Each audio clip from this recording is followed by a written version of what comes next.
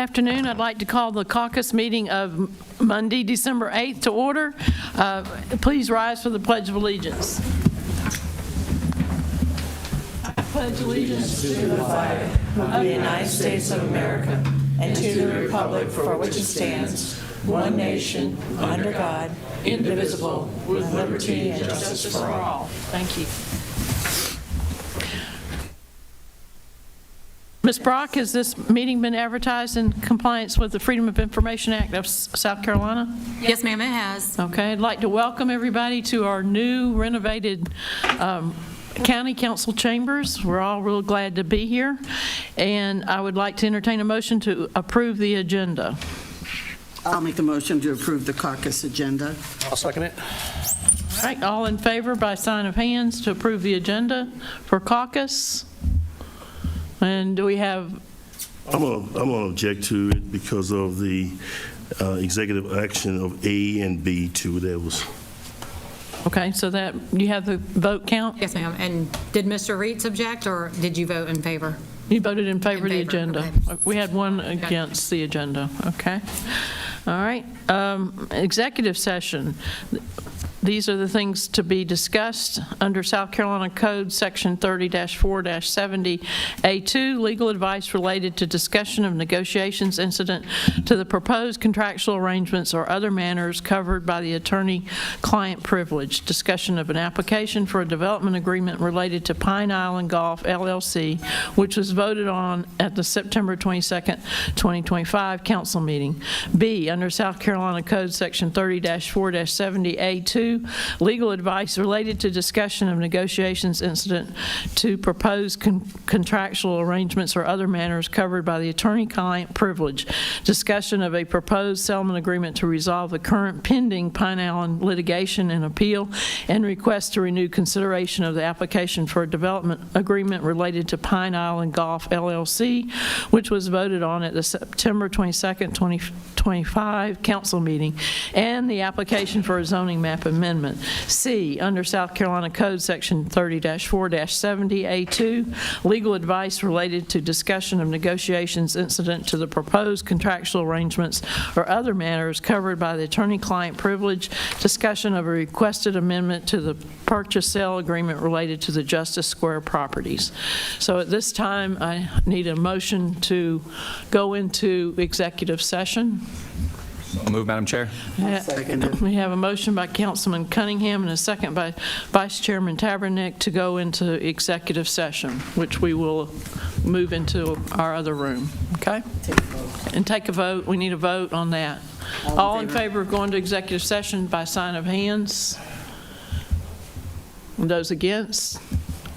You have it? Okay. So we had one against and the others in favor of going into executive session. At this time, we will go in the other room for executive session.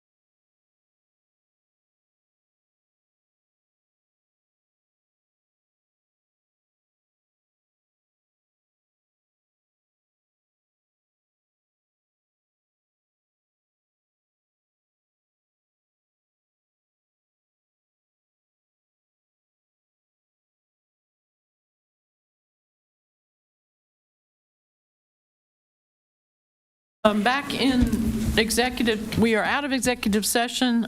We do have items coming out of executive session. One item, do I have a motion out of executive session?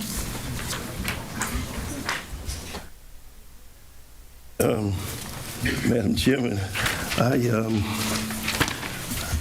do have a motion. Thank you.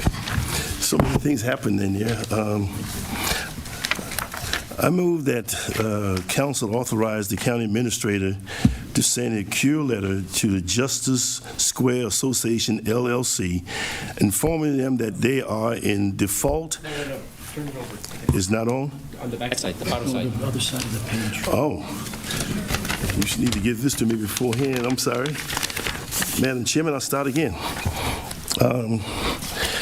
I move that council authorize the county administrator to execute an amendment to the purchase sale agreement for the King Street and Wilmington Street properties dated February 16, 2024, and that the amended date dated December the 17th, 2024, in accordance with the terms and conditions as discussed in executive session. Do we have a second? I'll second. A second by Councilman Cunningham. All in favor by show of hands of this motion, please signify. Madam Chairman, I would like to, that was unanimous, I think, right?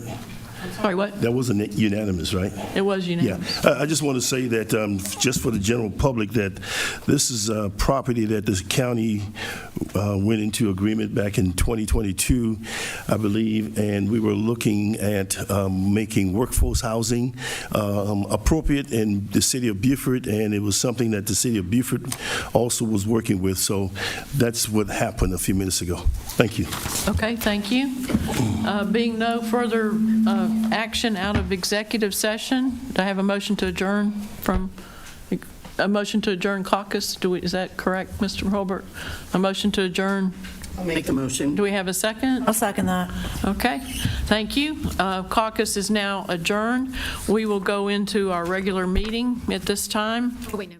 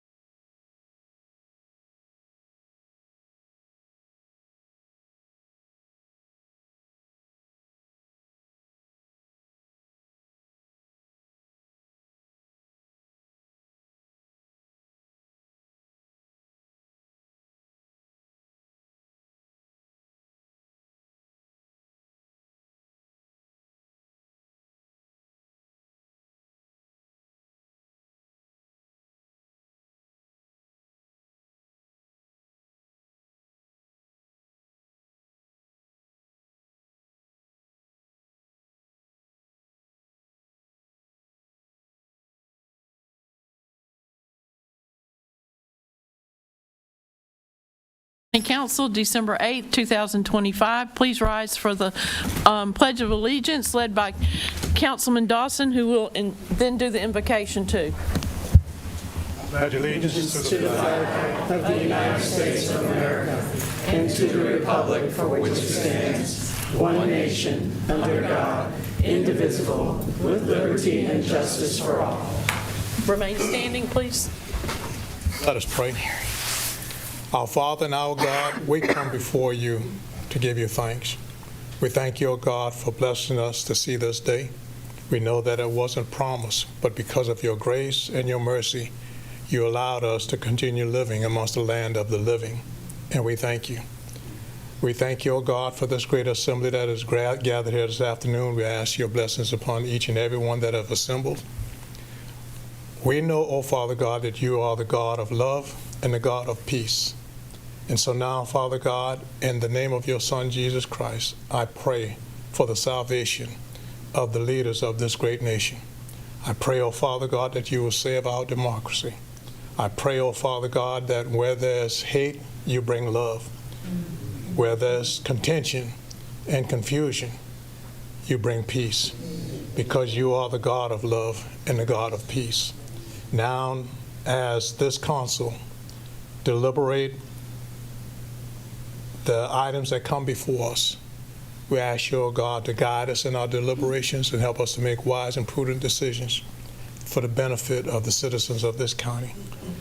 Let us be mindful and remember that every decision we make, how it affects even the least amongst us in this county. In Jesus' name I pray, amen. Thank you, Councilman Dawson. Ms. Brock, this meeting was advertised in compliance with the Freedom of Information Act. Yes, ma'am, it was. Okay, thank you. I'd like to entertain a motion to approve the agenda. A motion? Okay, and a second? A second, Madam Chairman. All right, all in favor by sign of hands, approve the agenda, and that is unanimous. Okay. We have minutes from Caucus and County Council meeting of November 10th, 2025. I'd like to have a motion to approve those minutes. I'll make the motion to approve the minutes. Do we have a second? I'll second it. A second by Councilman Lawson. Thank you. All in favor by sign of hands. All right, and that is unanimous to approve those minutes. We have two proclamations tonight. The first one I'd like to present to Dr. Caroline Furman as recipient of the 2025 Women's Veteran Trailblazers Initiative Award. If she could come forward, please.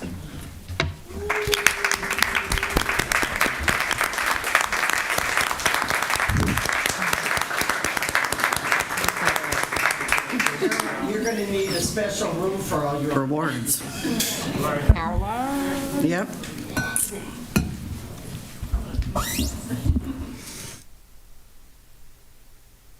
I love you're very Christmassy looking tonight. Thank you. Whereas the Women's Veterans Trailblazer Initiative Award honors women veterans who exemplify exceptional service, leadership, and dedication to uplifting fellow veterans and strengthening their communities. And whereas Dr. Caroline Furman has been selected as a 2025 recipient of this distinguished award in recognition of her exemplary military service, her professional achievements, and her continued advocacy on the behalf of veterans and their families. Whereas Dr. Furman has demonstrated unwavering commitment to empowering women veterans, advancing access to services, and fostering opportunities that ensure every veteran is supported, respected, and valued.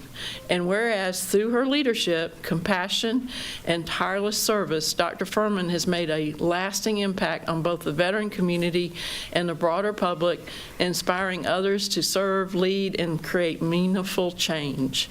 And whereas her accomplishments embody the highest ideals of service and reflect great credit upon herself, the veteran community, and all who dedicate themselves to the betterment of others.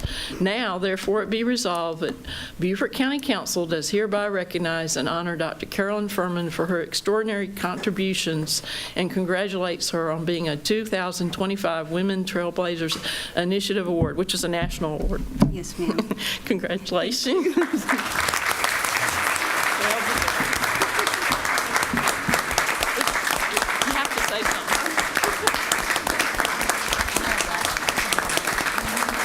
Madam Chair and members of council. Thank you so much for this distinction.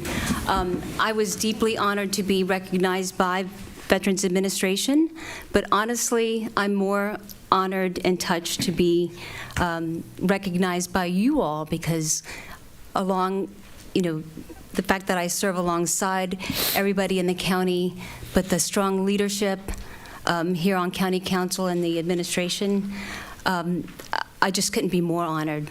But I would be remiss if I did not recognize my staff, because without them, this wouldn't have been possible. They're in the trenches every day, and it's truly an honor to serve our veterans here in Beaufort County. Thank you so much. Thank you.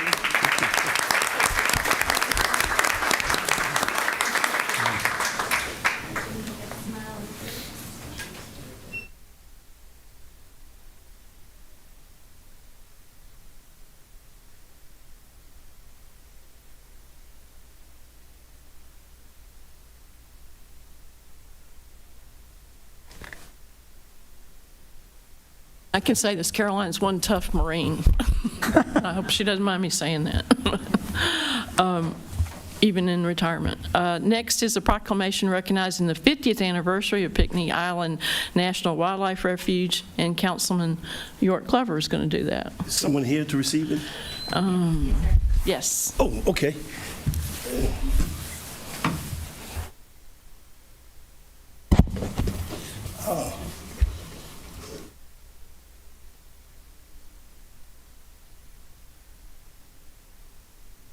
You'll face council, and then you can face the, well, balance me off here. Sure. Okay, thank you.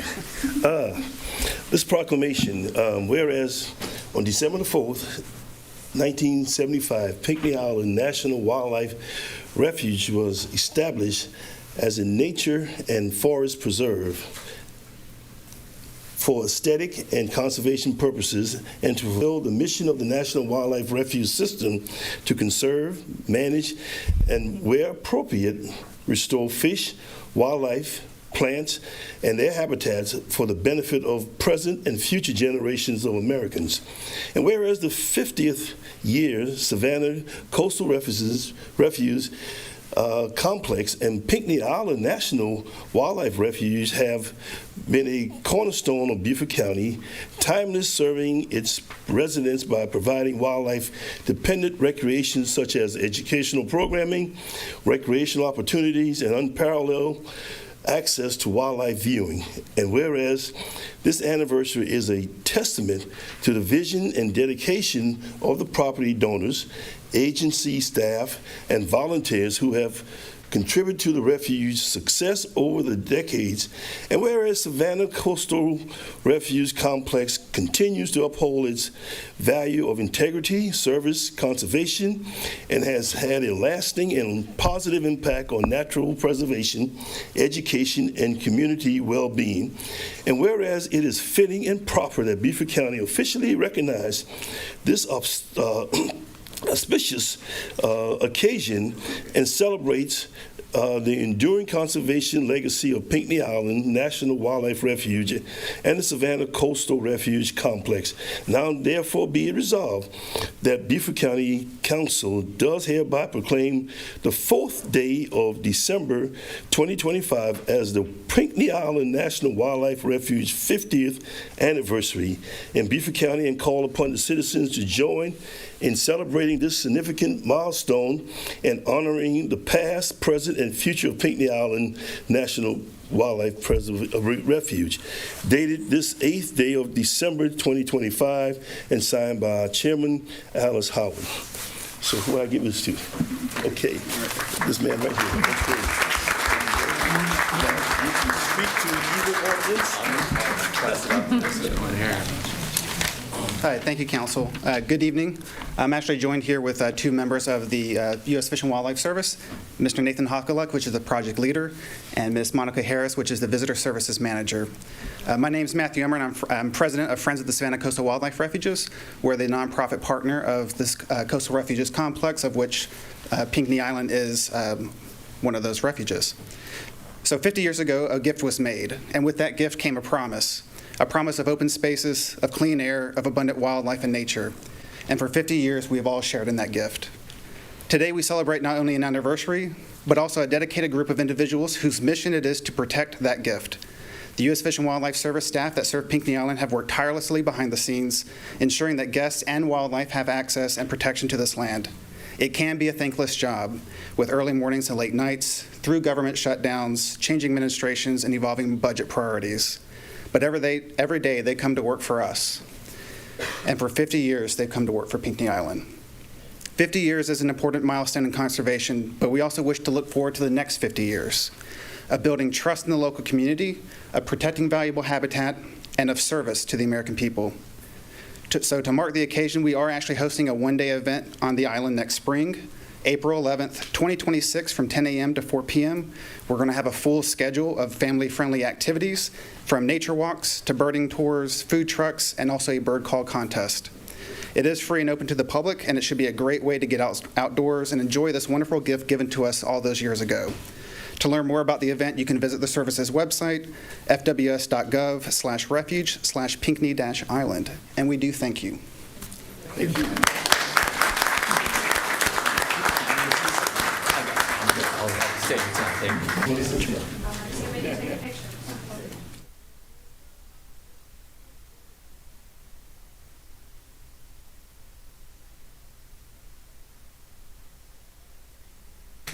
Thank you. We'd be remiss, I forgot to mention that I went to the refuge on Pinckney Island once and had to park and realized I had to walk so far. I need a bicycle and never been back because I didn't bring a bicycle. All right, at this time, we will bring our administrator forward, Michael Moore, for his report.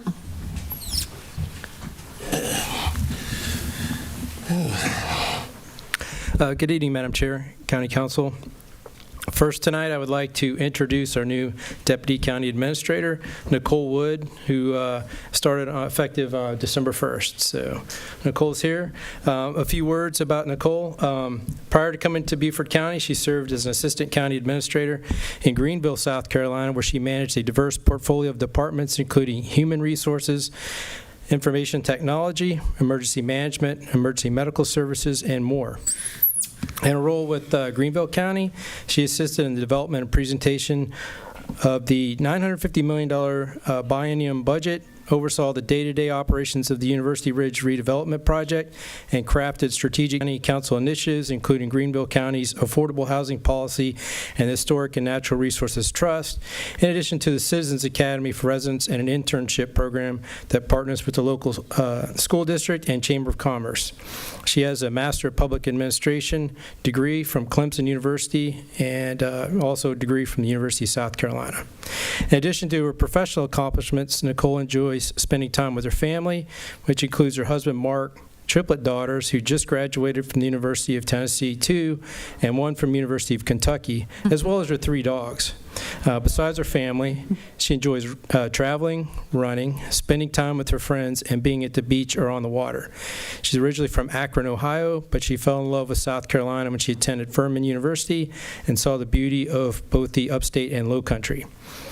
Beaufort County has been a vacation spot for her for decades, and now she's excited to call it home. We know she'll be a great asset here to Beaufort County and to our team, so we want to welcome her here. Great.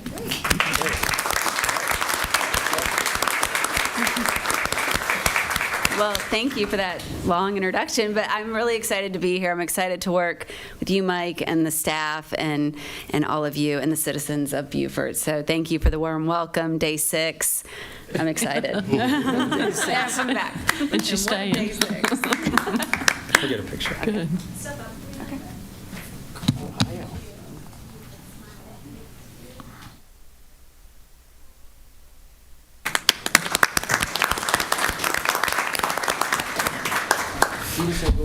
Okay, next we have some service awards for some county employees. So first off, we have the list here from Catherine. So we have Melissa Beer from Human Resources. She's an assistant there, and she's been with the county for 15 years. There she is. Come on up. How you doing? Good, thanks. Good, good. So for 15 years, Melissa has contributed significantly to the success of the HR department through her expertise, thoughtful guidance, and unwavering support of our workforce. Her long-standing service reflects her dedication to fostering a positive and effective workplace environment. So we want to say thank you and congratulations, and we'll get a picture for Nicole.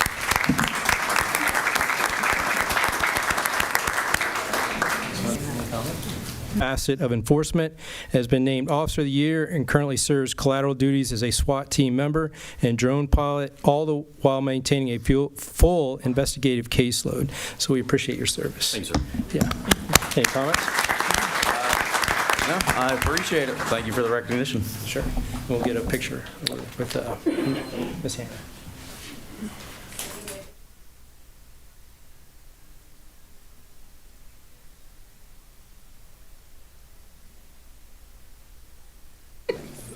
Okay, next up we have Jeremy Dickman, a sergeant with the Beaufort County Sheriff's Office, and he's also 15 years of service.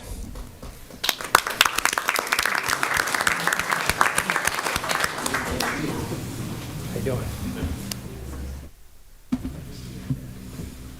So Sergeant Dickman's been an exceptional member of the Beaufort County Sheriff's Office for 15 years. In that time, he served on several special teams and currently is a member of the drone team, as well as a pilot for the aviation unit.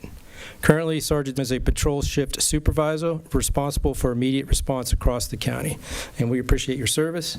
Any comments you'd like to make? No, it's a pleasure working for you. Awesome. Thank you. We'll get a picture.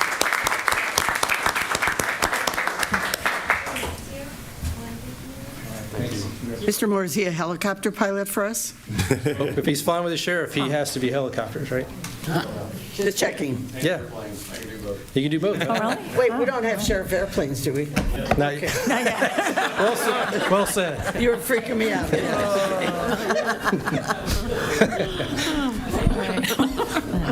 Okay, next up from the Sheriff's Office, we have Eric Hardy, his sergeant, and he's been with the county for 20 years. Yay. All right.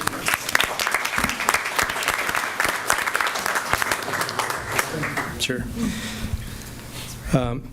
Sergeant Hardy began his career with the Beaufort County Sheriff's Office in September 1995. He served until October 1998 and then returned to the agency in October 2005, bringing his combined service with Beaufort County to 23 years. Throughout his career, he's worked in patrol, held collateral duties with the crisis negotiation team, assisted the training section, and spent a substantial portion of his service within the enforcement division. He is currently assigned to the administrative division within the courthouse security section, where he's responsible for maintaining courthouse security and order, screening and monitoring individuals entering the facility, and ensuring the safe movement of inmates. He also provides security for judges and court staff in response to incidents or emergencies in the courthouse complex. All very important duties, and we're grateful for that. So thank you. Any comments you'd like to make? I just appreciate having the opportunity to work with the county for the citizens. So we have a certificate for you. We'll get a picture.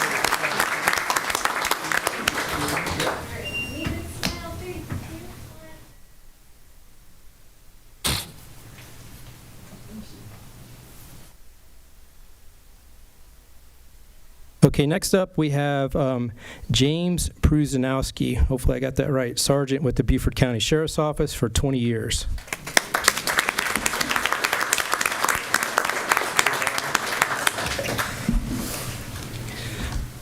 Sergeant Pruzanowski has served with the Beaufort County Sheriff's Office since 2005, working as a road patrol officer in both the northern and southern divisions, as a field training officer, and as a shift supervisor.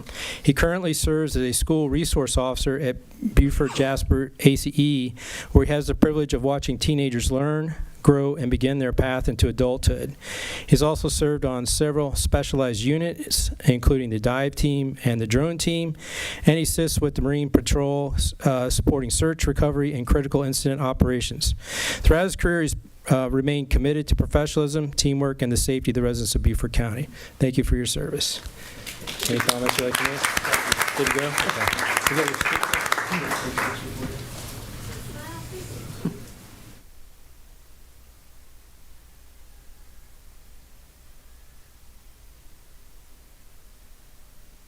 Okay, next we have Janice Beach, Administrative Manager for Disability and Special Needs, 20 years of service.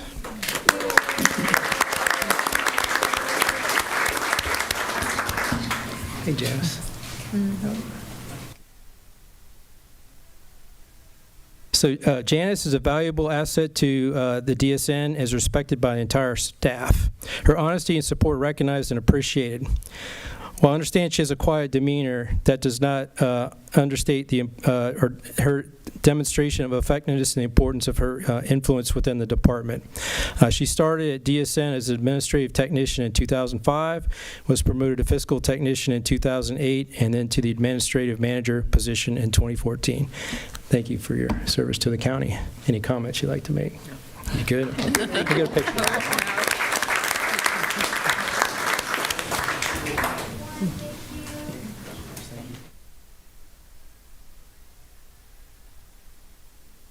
Okay, next up we have Mark Giles, Senior Code Enforcement with Building Services.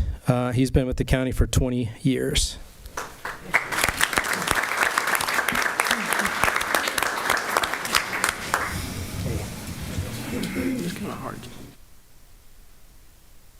So his notable contributions, he had a law enforcement career before, and following his 13 years, he joined the Beaufort County Code Enforcement Department in October 2005 as Code Enforcement Officer.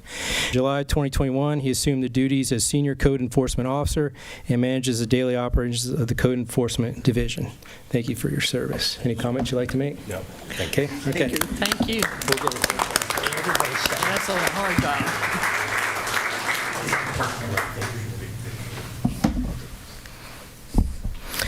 Next up, we have Adam Schaus, Emergency Medical Technician, Advanced with Beaufort County EMS, 20 years of service.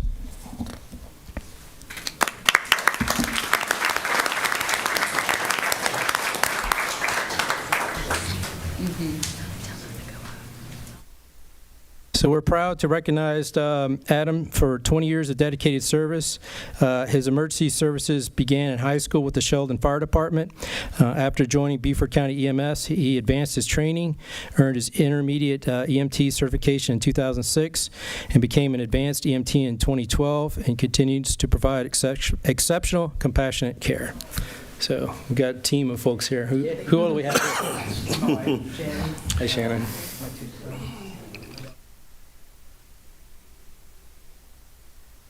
Great. Appreciate you all being here. Thank you. I know you couldn't do it without the support of these folks.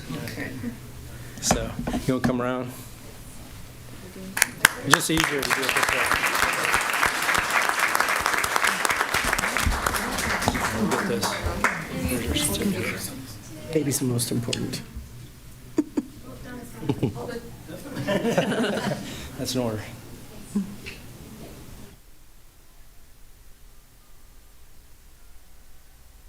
County Council, you guys recently approved our 24/72 shifts.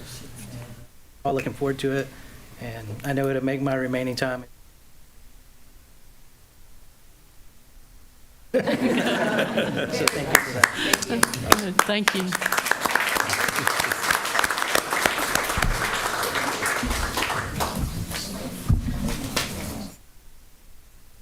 Next up for council, I know you all will appreciate this one, Octavia Evans, Senior Administrative Specialist, Clerk to Council, 20 years of service. All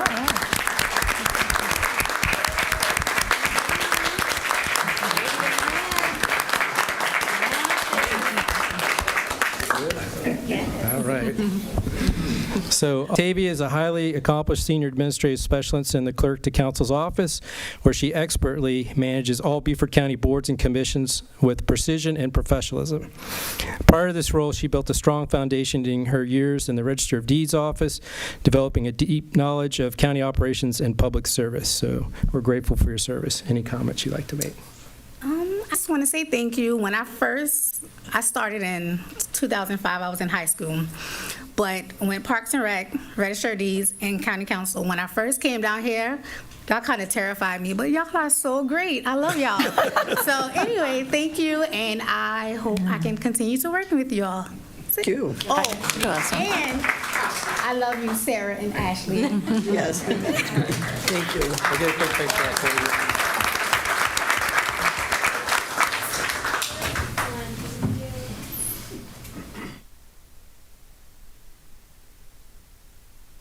Okay, next we have Jerome Spencer, who's a major with the Beaufort County Sheriff's Office. His years of service, 40 years.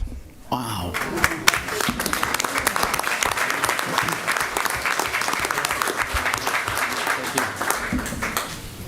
So Major Spencer is a Beaufort native, graduate of Battery Creek High School, and an 8-year United States Navy veteran. Appreciate that. He began his service with the Beaufort County Sheriff's Office in 1985, having risen to his current rank of Major of the Northern Enforcement Branch. During his 40 years, he's also served as SWAT Commander, Dive Team Commander, Armor, Field Training Officer, and Emergency Management Traffic Manager. So thank you for your service. Any comments you can make? Thank you for this recognition. It went by too fast. I hear that.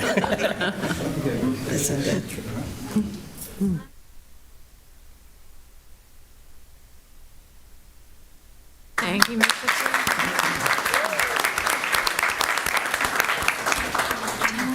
Okay, that concludes our service awards. Finally, however, I would like to recognize and thank staff, of which we have many folks here, from CIP to clerk to broadcasting to IT and too many others to mention.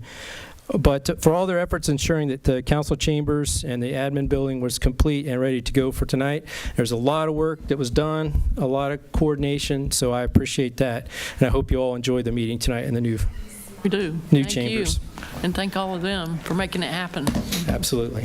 So pending any questions, that concludes my report. Any questions for our administrator? Yes, Can sir. I just throw, I couldn't help but think of all the service that's going on, and it reminds me of the last 16 months that I've monopolized your time and our engineers on stormwater, and I have a bunch of people that are in Bay Pines, Bradley Circle, Old Woodlands, and I know other places as well, council colleagues are doing.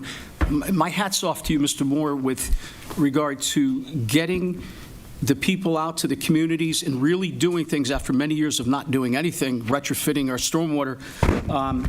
And this is our last meeting going into Christmas and a new year, and I just can't say enough that it's incredible that we're focused on the people and the work that we've done in those places. I've identified many others. We have much more to go. So again, I encourage you to keep the focus, the attention with our people. And I also want to say, do we have the CIP and the IT people in our room right now? I mean, just to Mr. CIP is Moore. in the back. Listen, these people here, how long were we out of this chamber? How many months? Since April. Since Yeah. April, right? Listen, I think you all should give them a very loud round of applause for getting us back in here.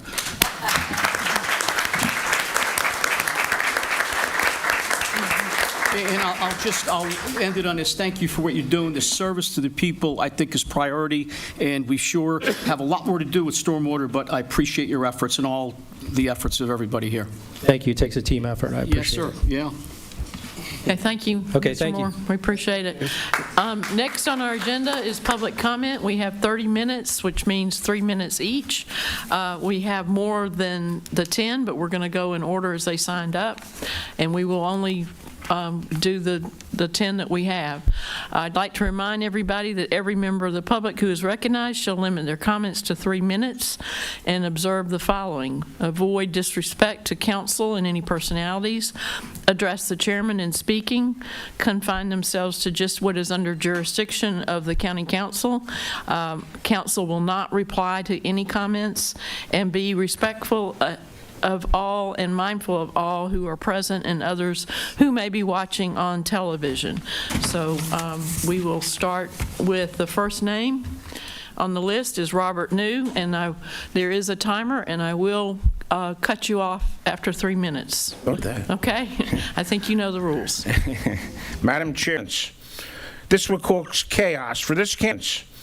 This will cause chaos for this council and for this community. And yes, it turns Robert's Rules of Order on its head. But more important, it risks the orderly and sane legislative processes of this body. Developers have spent crazy money, millions on lawyers, with the belief that lawfare will wear this council down. What they can't grasp is that any positive result for them will provoke a substantial legal response from the other side. But now it would be the county required to fight your constituents in court and defend the developer. Total chaos.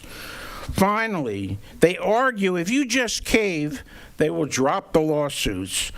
They know, and we know, the lawsuits are weak, really weak. More important, every developer would use the exact same tactic to get his way. You would be flooded with lawsuits from developers who will now have discovered the magic pill to get what they want. This is insanity. Don't get hoodwinked in this pathetic attempt to mire this council in quicksand. Tonight, send a clear message to this developer: enough is enough. Thank you, and Merry Christmas. Thank you. All right. Next on our list is Queen Quet.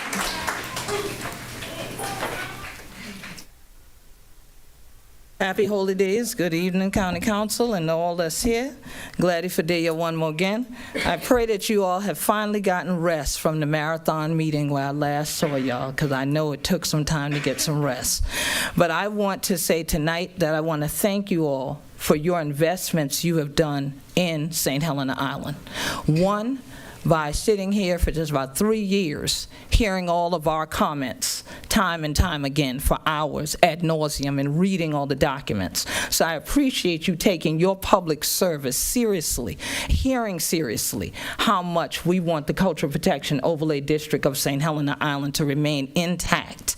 And so you also received a letter recently on behalf of some of the attorneys, and one of which represents the Gullah Geechee Sea Island Coalition. And I'll just read the opening paragraph, that this letter objects to Councilmember Logan Cunningham's proposed motion to rescind the County Council's prior decision on September 22nd, 2025, denying the proposed Pine Island Development Agreement for a gated golf resort development. Such a motion violates the Community Development Code and is procedurally improper under Robert's Rules of Order. Moreover, it undermines the integrity, stability, and reliability of County Council's legislative process and public confidence in that process.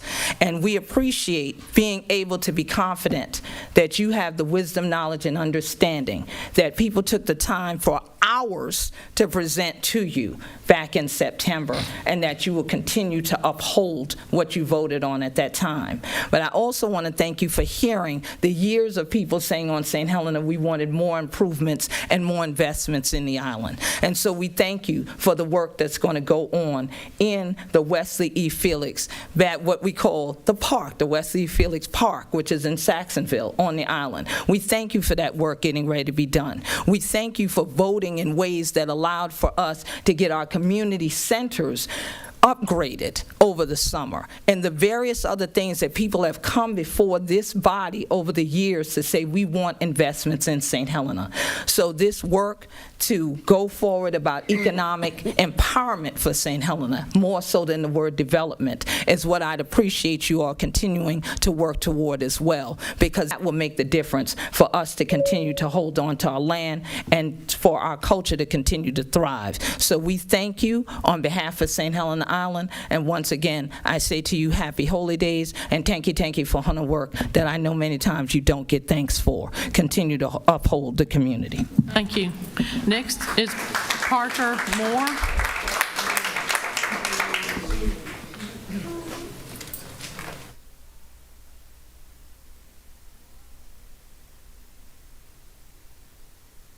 My name is Parker Moore. I live at 310 New Street in Beaufort, and I own 70 acres of undeveloped property on St. Helena Island. My land on St. Helena is protected by a conservation easement, and yet every single week I receive at least one call from a developer who wants to buy it. That's because they think that it's just a matter of time. They're watching. They're watching what happens right here, right now. Let's be clear. The Pine Island development isn't just another project. It's a private gated golf resort and luxury residential enclave designed for the few at the expense of the many.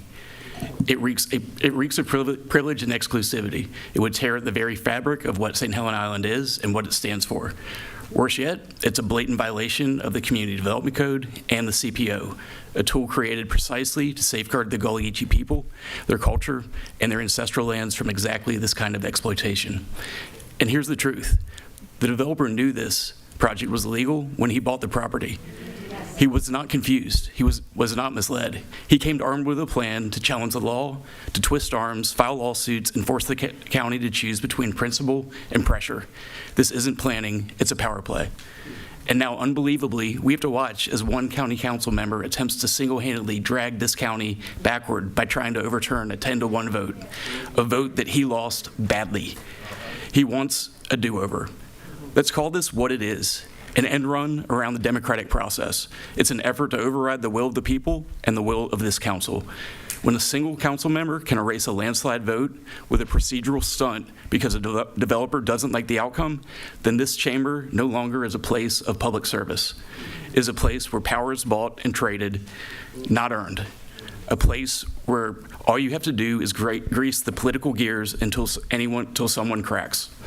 It tells every developer in America that Beaufort County's protections are meaningless, just speed bumps on the way to a profit. Don't let St. Helena be destroyed. It's not just real estate. It's a living, breathing history. It's culture that speaks. It's community that endures. And the laws that protect it are not symbolic. They are binding. They are also a solemn promise, a promise this county made to the people of St. Helena, that their land and their way of life would not be sacrificed on the altar of speculation and sprawl. This land carries meaning beyond its market value, but if you overturn your vote, no one will see it as a one-off. They'll see it as a green light. It will sound a clarion call to every developer with more dollars in their pockets than sense in their heads that St. Helena is theirs for the taking. If the rules stand in your way, just throw enough money, lawyers, and threats at the problem, and you'll get what you want. Do your jobs. Stand with the people. Stand with the Gullah Geechee community. You have a duty to uphold the law, protect your vote, and defend the CPO. Prove that your votes cannot be bought, bullied, or overturned, and show this community, for once, that Beaufort County's word means something. Thank you, Mr. White.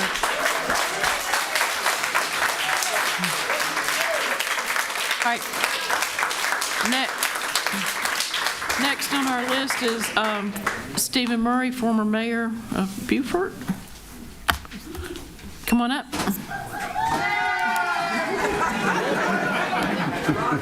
It's delayed. All right. Good evening, members of County Council. My name is Stephen Murray. I'm a resident of District 2. Thanks to Councilman Cunningham, it feels a little bit like Groundhog Day, only not as funny as the movie version. At its core, this issue is not about whether more golf courses or gates should be allowed on the Pine Island parcel. I think it's been made clear by most of the community that we don't want that. I think the real issue is how development is managed across Beaufort County and whether the county chooses a predictable, transparent, policy-based approach or continues down this path of a one-off negotiations that introduce more uncertainty than clarity. Development agreements are subjective by design, and that's really the problem. Development agreements sound appealing because they promise certainty. In practice, they often deliver the opposite. A development agreement places the county in the role of negotiator, not regulator. Instead of applying development code equally to every property owner, the county is drawn into a subjective back and forth where outcomes depend less on policy and more on politics, personalities, and pressure. Instead of implying the development code equally to every property owner, this subjectivity erodes trust, not just in the process, but in the county's commitment to fairness and long-term planning. For developers, they must navigate a special process with outcomes that can vary wildly depending on political climate, public sentiment, or their legal advice. This only allows developers with deep pockets that can afford lengthy and unpredictable processes to be successful, disincentivizing less affluent private sector investors, which I believe stifles innovation and creativity in future development outcomes. For the public, citizens are asked to trust private negotiations that are fundamentally alter what the development code says should be allowed. This undermines confidence in both government and development. If the county wants predictable outcomes, enforce the development code consistently. If the applicant wants a different result, they can request a text amendment, a map amendment, a zoning change, or apply to the Zoning Board of Appeals, changes that are vetted through a transparent and statutory process. Quite simply, development agreements are not how Beaufort County or you should be doing business. Thanks to many of you, 10 of you, Beaufort County has a strong, thoughtful development code that reflects decades of planning, public input, and professional expertise, especially you, Madam Chair, who've been at the table for decades. Bypassing it through ad hoc development agreements sends the message that the rules are optional for those who can negotiate harder, hire more consultants, or threaten litigation. The county's development process should be transparent, equitable, and predictable. Development agreements, especially those seeking to work around existing and long-term standing land use rules, like Elvia Trapino, his anonymous funders, their attorney Kevin Dukes with the Harvey and Batty law firm are attempting with this project, meet none of those benchmarks. I encourage you to allow these legal challenges to proceed. The county has a duty to defend its planning framework. Backing down now would set a dangerous precedent, one in which any well-resourced applicant can strong-arm the public process. Thank you. Beaufort County deserves a planning process that treats everyone equally, not one that resorts those who push the hardest or threaten the loudest. Thank you. All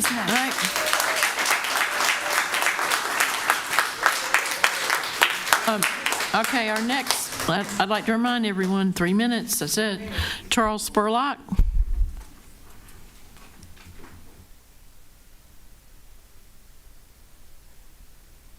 Charles Spurlock, first time I ever come to a county meeting. I'm a lifelong resident, born Naval Hospital 35 years ago.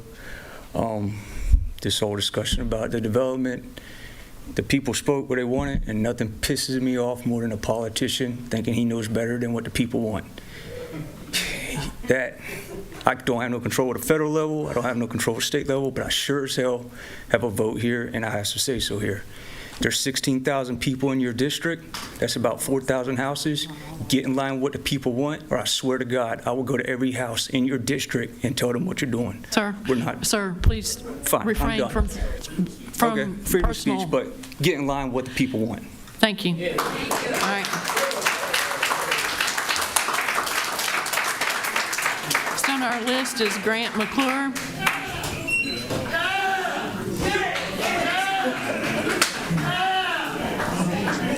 Someone outside. Hello, I'm Grant McClure. I work for the Coastal Conservation League, which is a 501c3 environmental advocacy organization. And I want to thank you for your 10-to-1 vote back in September and ask you to uphold that vote and continue to support the CPO for St. Helena Island. Just on a personal note, I've really grown fond of fishing around St. Helena Island with my dad. Really special memories. As a young person in Beaufort County, I can tell you that I care deeply about our natural resources and our waterways and ensuring that the next generation has the opportunity to enjoy those resources as well. You know, this is a special property, and it's protected for a reason. And I'm asking you to uphold those protections. And I just want to advise you that, you know, potentially this motion to rescind may be out of order. Our legal advice, our legal counsel has suggested that that motion may not be valid to begin with. So I appreciate your time. And again, as a young person living in Beaufort, I care deeply about fishing, about being outdoors, protecting our quality of life, and would like to see the law enforced here. And thank you for your time. Thank you. I'd like to apologize. I called on Mr. Spurlock before I called on Arnold Brown. Arnold Brown had signed up before him.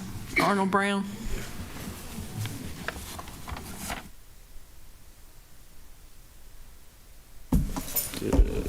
Who signed? Good evening, Council. And first of all, I want to thank you for all the work that you have done and the work that you're going to do, will do in the future, all the good work. Also want to thank law enforcement for the work that they have done on St. Helena Island and for that bar and grill situation that we had. We just want to just thank them for their good work and bringing resolution to that. A little bit of homework. I'm going to mention Green Acres, football, facts and opinion, and maybe Johnny Cochran.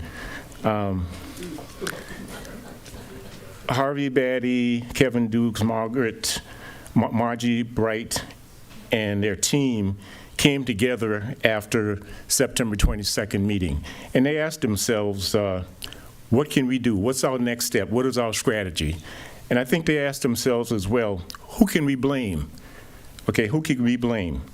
And I think they came up with to blame county council, blame the county, to blame the county. Why would they blame the county? Well, who else could they blame? COVID is not available, the weather was good, so they had to blame someone, so they decided to blame county council.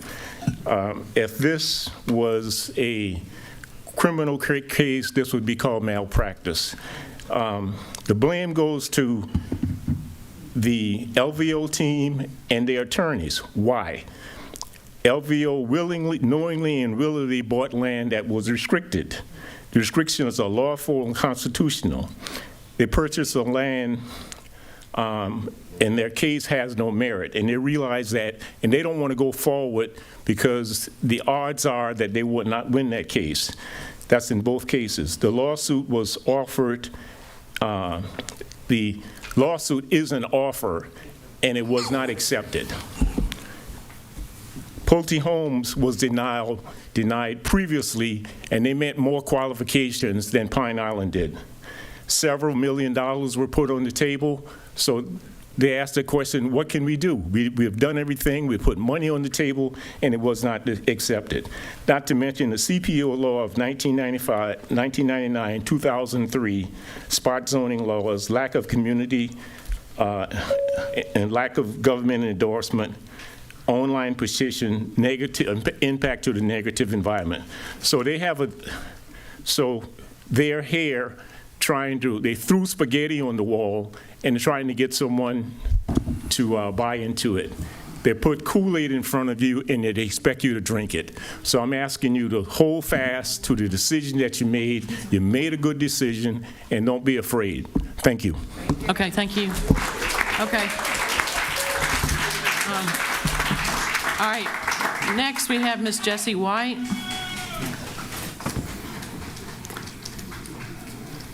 I didn't, because I had it folded over. I apologize, it was folded over, and I called Stephen Murray before. Oh, no worries. Yeah. Thank you. Good evening, council members. My name's Jessie White. I'm an attorney with Skelp, and as outlined in the letter that was jointly submitted last week on behalf of the pro-CPO interveners in the litigation brought by Pine Island against Beaufort County, which Queen Quet has referenced, we are urging council to reject the attempt to rescind the 10-to-1 vote denying the development agreement for a gated golf resort on Pine Island because it violates the county's code, it's procedurally improper under the rules, Robert's rules, and it undermines public integrity, stability, and reliability in our decision-making process.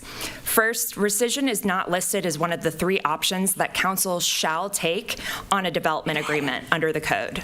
But even so, under Robert's rules, a motion to rescind applies only to actions that have continuing force and effect and were adopted as the result of a main motion. Here, no such action exists because council did not adopt the development agreement and, in fact, overwhelmingly rejected it. So there's nothing of continuing force and effect that has been adopted to rescind. Further, a motion to rescind cannot be made when something has been done because of the vote that is impossible to undo. Here, the Pine Island developers withdrew their zoning request amendment to remove the property from the CPO after the development agreement was denied. That withdrawal cannot be undone, and it triggers a 6-month waiting period under the code, all of which make the motion to rescind improper. Lastly, but arguably most significantly, entertaining this maneuver to undo a 10-to-1 vote from a meeting just several weeks prior in which hundreds of citizens showed up and participated into hours-long public hearing until nearly 2 o'clock in the morning signals to the public that the council's decisions cannot be trusted to have finality and that their voices don't matter. Unlike a motion to reconsider, which has guardrails to prevent misuse and abuse, a motion to rescind seemingly does not, and if utilized in this way, sets a dangerous precedent for decision-making in Beaufort County that will erode public trust and confidence in Beaufort County's ability to govern. This council has been considering the proposal for a gated golf resort on Pine Island for over 3 years. Most recently, the 10-to-1 denial vote occurred after months in which council used taxpayer dollars to hire an additional outside lawyer to assist in the negotiating process. It's ludicrous to believe that an alleged offer by the developers to settle their litigation against the county in exchange for what they want is anything new. This has always been the case. We urge you to uphold the law, protect public trust, maintain the integrity of the legislative process that has twice rejected the development proposal that Councilman Cunningham now seeks to resurrect. Thank you for your consideration. Thank you. All right. Next, Dukes.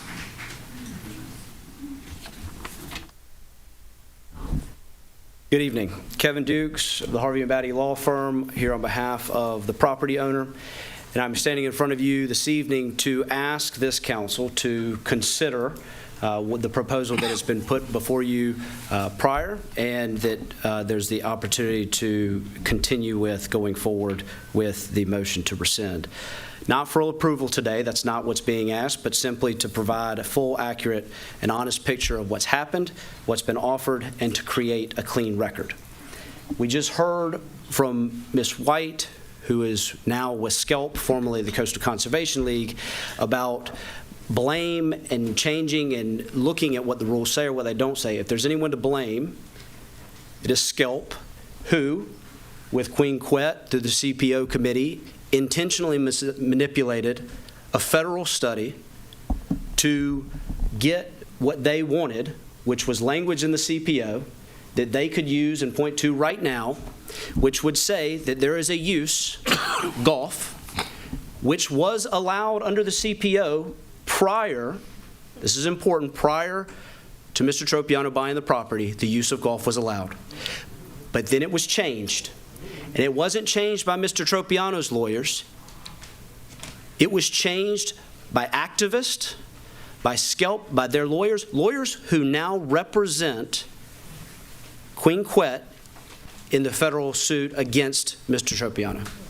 So if we're looking to say who changed the rules or who had backroom deals, I think it's important to look at what the actual facts were. You hear rumbling. Nobody knows this. We've shared the audio with you, and you now know it. You know what happened, you know exactly what was changed, and you know that it was changed for a reason, and you know that it was pinned to a National Park Service study for a reason, to give credibility to what they wanted to say to their interests. So that's one reason we would like for this to be reconsidered again, so that people can have an opportunity to know the facts. Even most of what you've heard so far are not factual, going back to whether it was allowed or whether it wasn't. Well, this is what happened. Once a final proposal was put forward, there were 5 days. The most significant development agreement offer that's ever been presented to Beaufort County, and there were 5 days. And those 5 days, we went up against 3 years of misstatements, misleading information, straight out lies. 3 years going back to those entities and those organizations internally changing language of a federal study to get to this point so they can stand here and make their arguments. Thank you. Okay. Our last speaker is Elvio Tropiano. Good evening, Council. Elvio Tropiano, 1 St. Helenville Road. Would like to start this evening by acknowledging how sensitive this topic has become, why the room looks the way it looks, and why it consistently remains this way. I do find it ironic that we've got another series of letters coming in with the same rationale, urging denial of a development agreement, citing the same language, citing the same reasons, citing the same facts, that golf is erosive and destructive to a culture. You all know that is not the case at all. And I would like the opportunity to educate the public on that not being the case. As Kevin said, as Mr. Duke said, 5 days, not only for truth and honesty and transparency, and other things such as consistency and equity and guaranteeing confidence in this council and the CDC and the stability and reliability of the decision-making process, that's exactly why this needs to be rescinded and reconsidered, because that's exactly the consistent message that we have expected to hear from you. As I said previously a month ago, decisions of all kinds need to be based in fact, in truth, in honesty, in transparency, and I don't disagree with a word that anyone said, subject matter excluded, but that's exactly how all decisions, I believe, should be made in a daily life, in your families, and your relationships, most importantly, when you are elected to do so, and now you know the truth. All I'm asking for is for the ability to have a public education process to discuss that truth, and for you guys to consider, as Mr. Duke said, not only the most, I don't want to call it generous, but the most transformative offer that could possibly come out of any development, period, and stop, but for that to be considered by the public as well. The Housing Trust called the dollars being made available transformative. Since 9/22, that public charade of a meeting, you have heard from the Housing Trust 3 times talking about the existential crisis that is affordable and workforce housing. You have not heard from Mr. Claude Hicks, the executive director. You have a letter from him, and you have not been able to share this information with the public. But I personally have received upwards of 100 phone calls from, forget developers, from people that need homes, that need affordable home repair, that need places for their kids, their families, our nurses, our firefighters, our police chiefs, all the people that we hand accolades to all the time that live 45 minutes to an hour away. So what I ask this body to do is do exactly what everyone else is asking for, be consistent, transparent, and advocate for equity and trust in the process. Thank you very much. Thank you. Okay, at this time, public comment is closed. We will go forward with our agenda. We have Councilman Passman has joined us back on Zoom. Thank you. Liaison and committee reports. We'll start with, do you have anything, Tom, from the Airports Board to report? Just one thing. John Rembold, is he here tonight? John, no. He received an award, Accredited Airport Executive Designation. And I know from talking to an awful lot of people, not only on Hilton Head, but Frogmore, the other airport, that group, he and Steve Perry and all, they do an awful great job. So congratulations to him on that award, Chairman. Thank you. Okay, thank you. Beaufort Jasper Sewer Water Authority, do you have anything, Mr. Glover? I should, but I don't tonight, but I'll make sure I bring something back later, next time. Okay, Bluffton Fire District, any reports from them? Just that they got their new police chief in. And fire chief, thank you, sorry. Okay. Beaufort Memorial Hospital, I attended their meeting. They just put the final tier on the Bluffton Beaufort Hospital, Community Hospital, this past week. They celebrated that. I don't know if any of us were able to make that, but it was a great event. Do you have anything else, Ms. Taverner, from Beaufort Memorial Hospital? I don't know of anything. No. They have interviewed 2 potential new board members last week, too. Chairman, did you talk about the groundbreaking? Were you there? I was there. When they put the in the new emergency room at the southern end of the island, and it's going to fit in very nicely with what's going on. But thank you for saying that. And then any of the other fire districts, Tefusky or Burton, any reports from them? None? All right. I have some, I'm sorry. Design Review Board? Mm-hmm. Okay. First of all, I have Southern Carolina Alliance board. The last board meeting was last week. And next year, they're going to be celebrating 30 years being in business. And I know 11D1, we're going to be voting tonight to put you on the executive committee, which is great. I also went to the Design Review Board, and I want to thank all the people. If anyone is in this room, I want to thank all the people from St. Helena that went all the way over to Okatee to express their concerns about an RV park that's going in.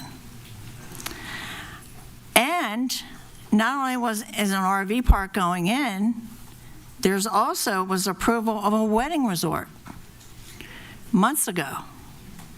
None of this came through the Natural Resources Committee, and none of it came to council for a vote. So I don't understand how this happened, and they don't understand how it happened. And they're concerned about the pickleball courts at the RV park. It's incompatible with rural and quiet environmentally and sense of character of St. Helena. They're worried about the private road and traffic of those RVs trying to get out on the main road. It's only a 2-lane road.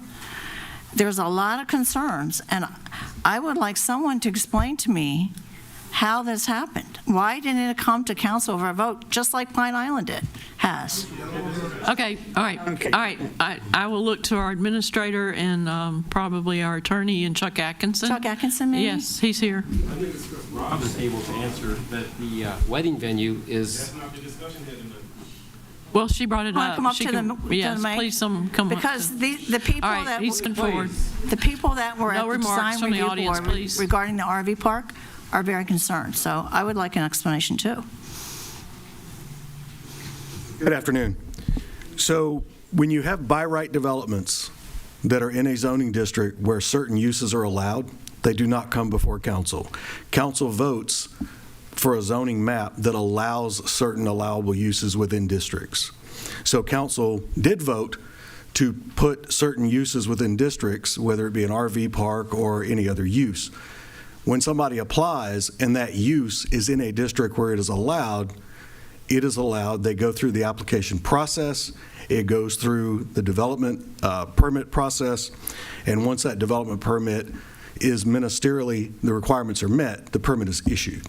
So we can meet offline and discuss how the zoning maps work, how the development permit process works, and or we can come back and do a presentation to council, however you want to do it, Madam Chair. Okay, thank you. I have one more thing. I'm sorry, I'm not finished. Also, there's a rumor that the 18-hole putt-putt golf course is going in. Is that correct? I'd have no idea. You haven't heard about that one? No, ma'am. Yes, Okay. Councilman Brown, I would recommend through Mike and Chuck that you set up a meeting with these questions that you have too. And these applications are public record, so Right. we'll be happy to get you those if you Yeah, want. but, okay, so I don't understand. Okay, so I understand what you just said, all right? But how does that not apply to Pine Island too? They have by right? Two different things. It's two different subjects at this So point in again, time. there are allowed uses. Residential, and this is commercial? Is that the difference? No, ma'am. No? It has to do with allowed uses within zoning districts and within overlays. So is that part of the comprehensive review or 2024, 2040, I mean? Is it the comp plan? Is it part of the comp plan? So the comp plan is a guiding document that is used long-term. It's called the 2040 plan, that is used by council for general direction, and then council adopts the zoning maps and updates that periodically. So the RV park is allowed and the wedding resort will be allowed because of the zoning, correct? Those are allowed uses within those zoning districts. But Pine Island is not for golf. Okay, let's go forward about reports. Thank you. Library Board, Councilman Passmont, do you have anything? No? Library Board, any reports from them? Okay, go ahead. We met in November. The Library Board is one wonderful group.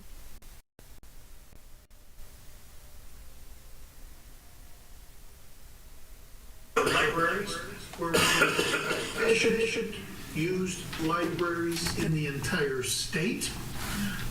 We're supporting legislation that will have increase in the amount of money that's given to a county.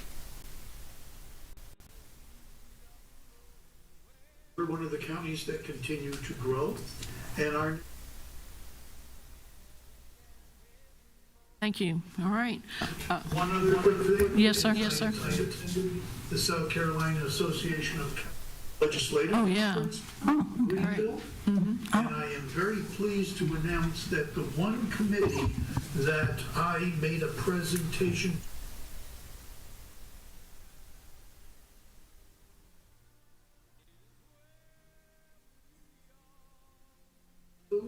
to allow counties the ability to waive fees for affordable and workforce housing. And that'll have to go to the legislators, correct? Is that right? It'll have to go to the legislators? Okay. Yes, that is one of the policy statements that SCAC. And could you forward that to all of council members so we're aware of that too, when you have the wording, so. The whole so that you get an entire packet. Okay. Great. That'd be great. Anyone have anything they want to report on the Northern Regional Plan Implementation Committee? We met, but I don't recall that there was anything significant from that. And then Soloco, Ms. Tabernet? So Soloco met, that is the Southern Low Country Regional Board meeting. We met 11:25. They showed a review of the Town of Bluffton initiatives and Hilton Head Island initiatives and priorities. And something came up relative to our resolution for the Citizen Transportation Committee. So I'd like to make a motion. Well, before I make it, the mayors all talked about they weren't going to have a meeting prior to December 5th to make their recommendations. They all meet tomorrow, the next day. So I'd like to make a motion to adjust our resolution to extend the deadline for that Citizen Oversight Committee. I'd like to extend it to January 15th so that our 4 municipalities have an opportunity to select their representative and get it to the chair. I'll second that. Okay, we have a motion and a second. Thank you. Any discussion before we take a vote? Yes, Councilman Dawson, did you have a question about? Okay. All right, thank you. All right. All in favor of extending that deadline, and that would include county council members who have not submitted their names until January 15th. All right, thank you. Okay. Yeah. That is unanimous.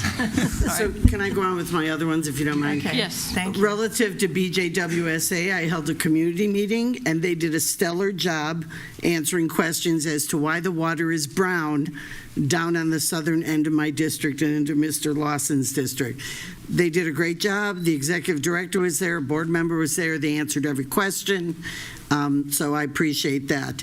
I was unable to attend the County Transportation Committee meeting, but I watched it online. They discussed an SCDOT update on county resurfacing and preservation projects for year 8 and looked ahead for year 9. It's available on video for everyone. They also discussed the request by Somerset Point HOA for the county to take their roads, and it was a robust discussion, and their recommendation as sent to all of us is no. It would open the door for other HOAs to turn their roads over to the county.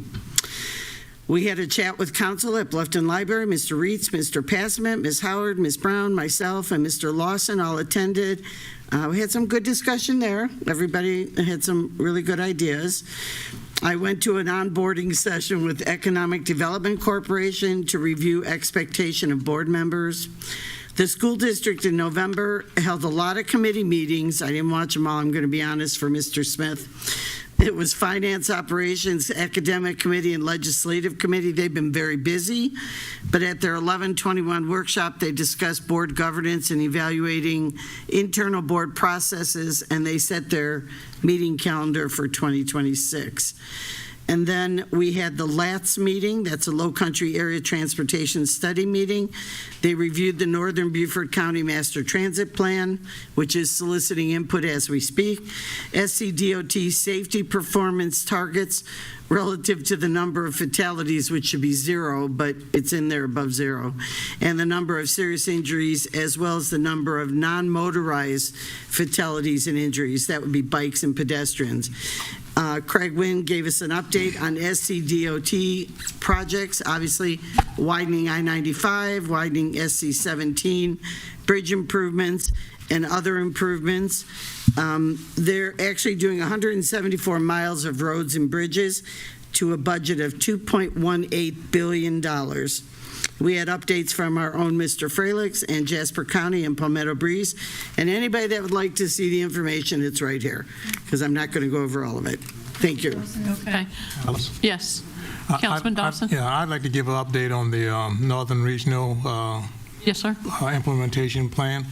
The Northern Regional Implementation Plan Group had a meeting, I think it was 2 Fridays ago, where our traffic engineer, Kevin Sullivan, presented a plan, another regional plan that would actually provide transportation from St. Helena, from the far ends of St. Helena to the city of Beaufort, from the far end of Sheldon and the big estate into the city of Beaufort, providing routes and transportation to allow the citizens to have access to come into the city and into the municipality, the doctor office and business like that. The plan is actually on the Low Country Council of Government website, and if you go on that website, they're asking for community public input to actually give your approval of the plan or suggestions to improve the plan, but it's just a proposal being considered right now, so that will be coming forward with more details and more It information. was an excellent presentation. Yes, sir. It was. Okay. Do you have any other business at this time? Yes, ma'am, if you don't mind, if I could have a moment of personal privilege. Yes.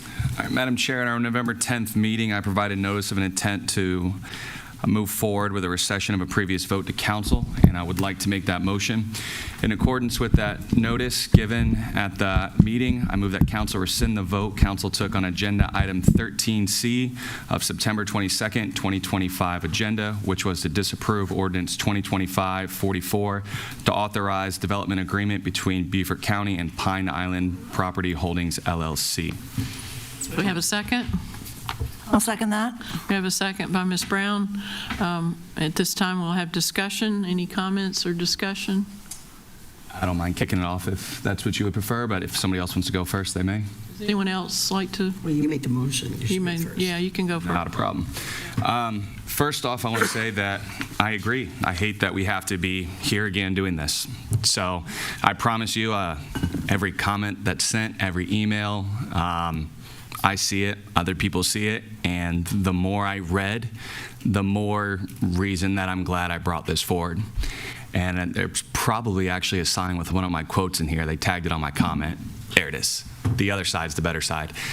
In there, it even states that less houses and less docks is always my goal for this county. That's part of the reason I'm glad we brought this forward, because there is a notion that people believe if we stop the golf course, which I've said many times before, I could care less if we get a golf course or not on St. Helena. If people don't want it, I get it. But my goal has always been the same. Less houses, less docks. By a person still believing that we stop a golf course, that's not going to happen, that houses are going to be built. By right, there can be an RV resort on that property. By right, there can be a wedding venue on that property. Both of them are considered resorts, and one of them even is allowed to have a gate because there's a gate there already. By right, that property is zoned for a minimum of 160 houses, 160 septic tanks, and 90 docks. And a lot of people say that it's not going to get done, it's not going to be done. Well, as of right now, through the final SRT project, the first 40 have already been applied for. That is a public document. That is a true statement. As of last week, it's through final review.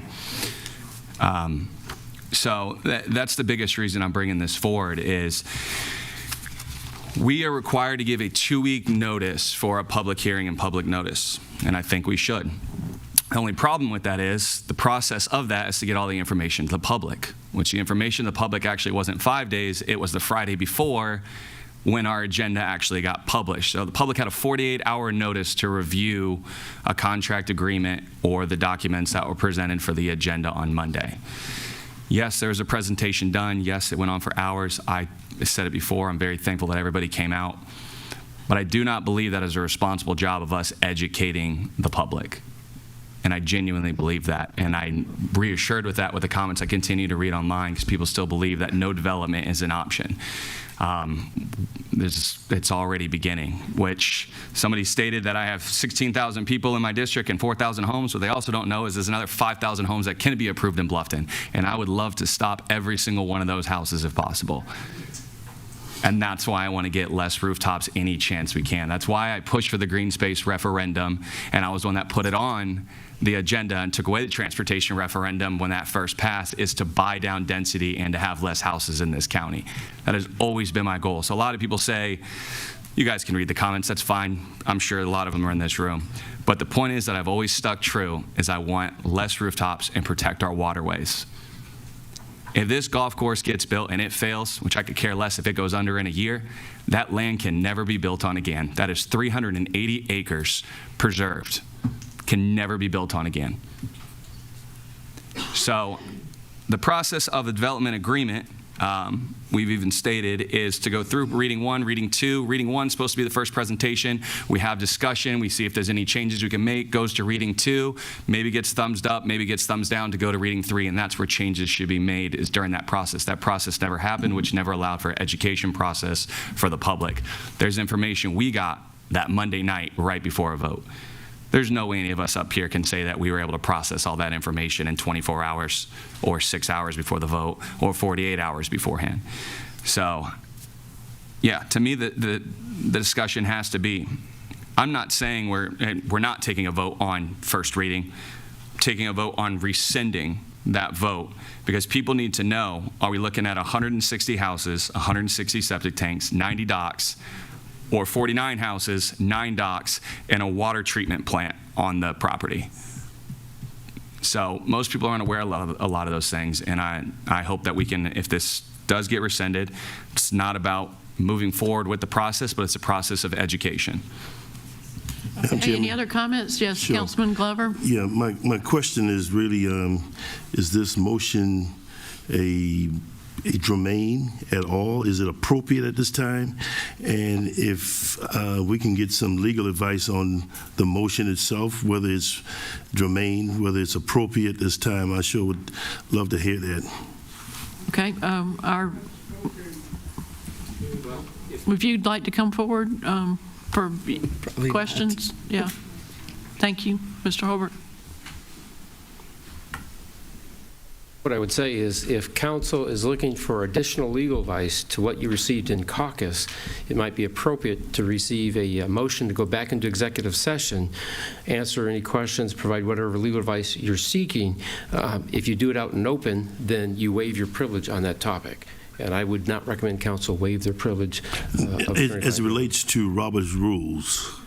Well, as I said, as I've opined before, the interpretation of Robert's rules is for council to do, and I don't see an issue with council discussing their interpretation of that and coming to a consensus with a majority vote as to how they want to interpret Robert's rules for the 2 hurdles that I mentioned that need to be addressed by council as to whether or not the motion was appropriate for the 2 issues.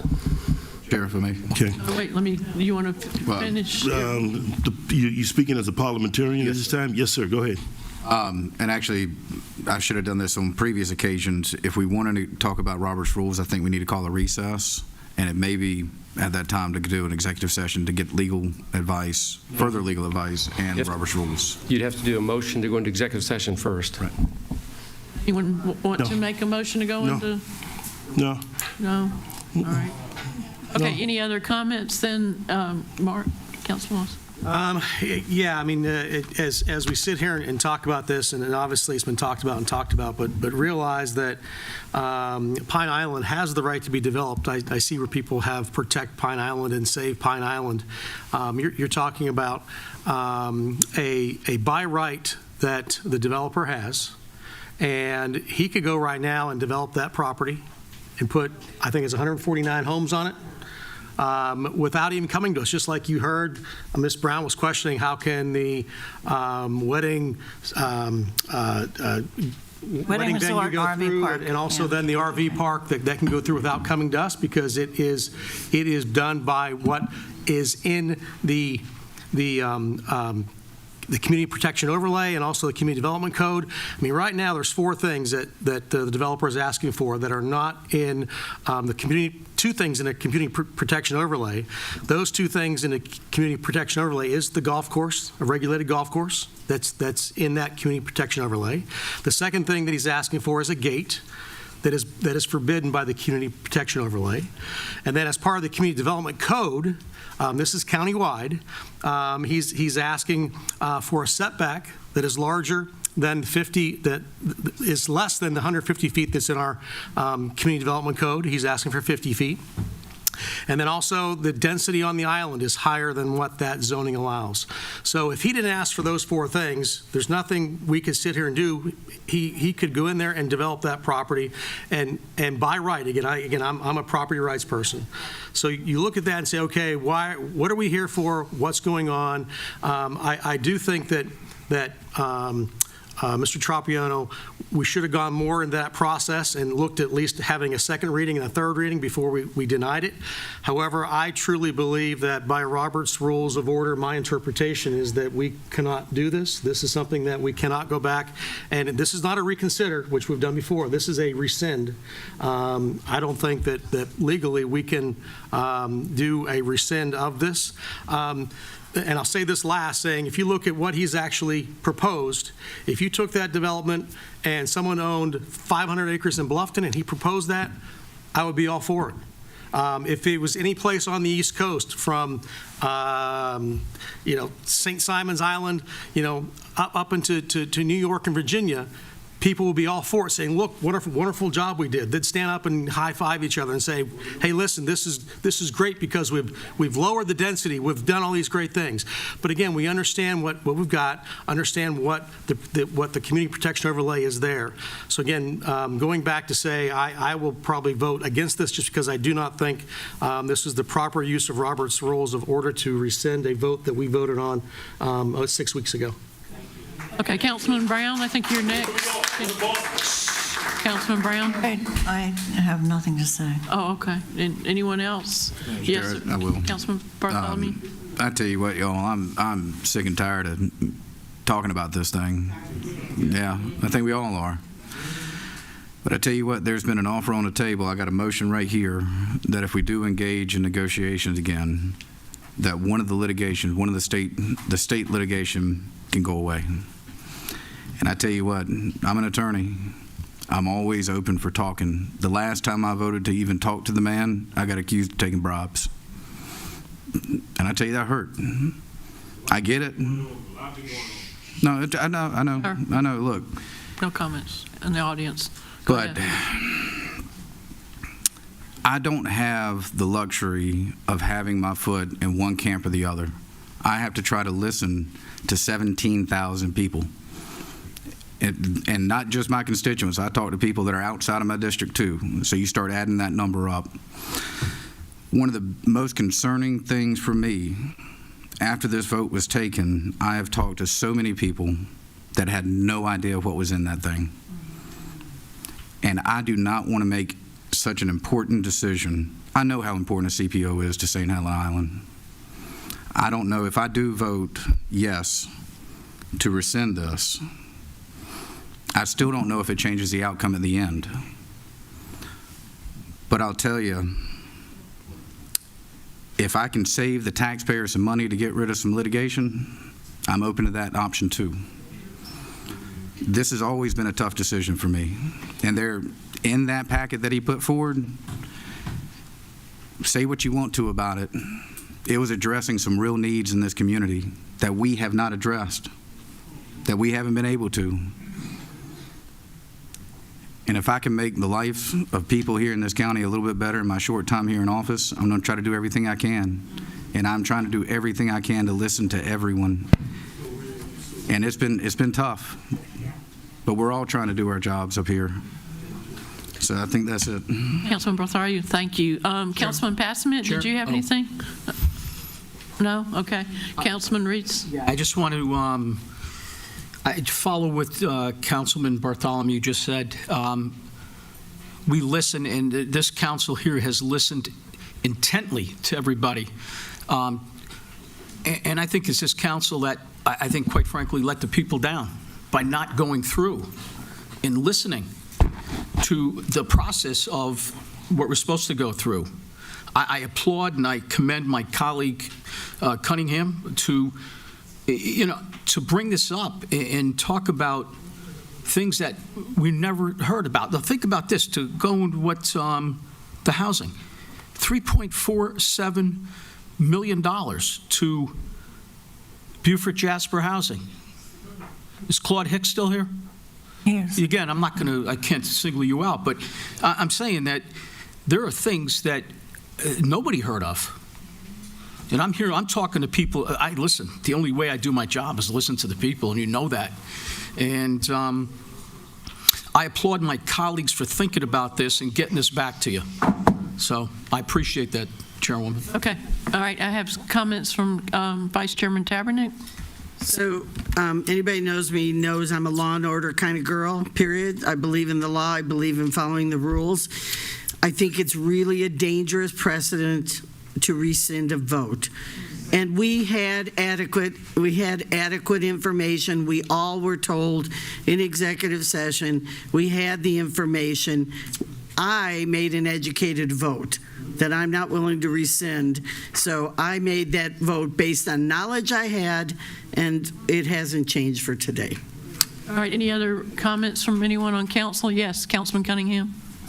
Yeah, if I can give my opinion on one last thing for my second rebuttal, then if I could ask the parliamentarian question, that would be great.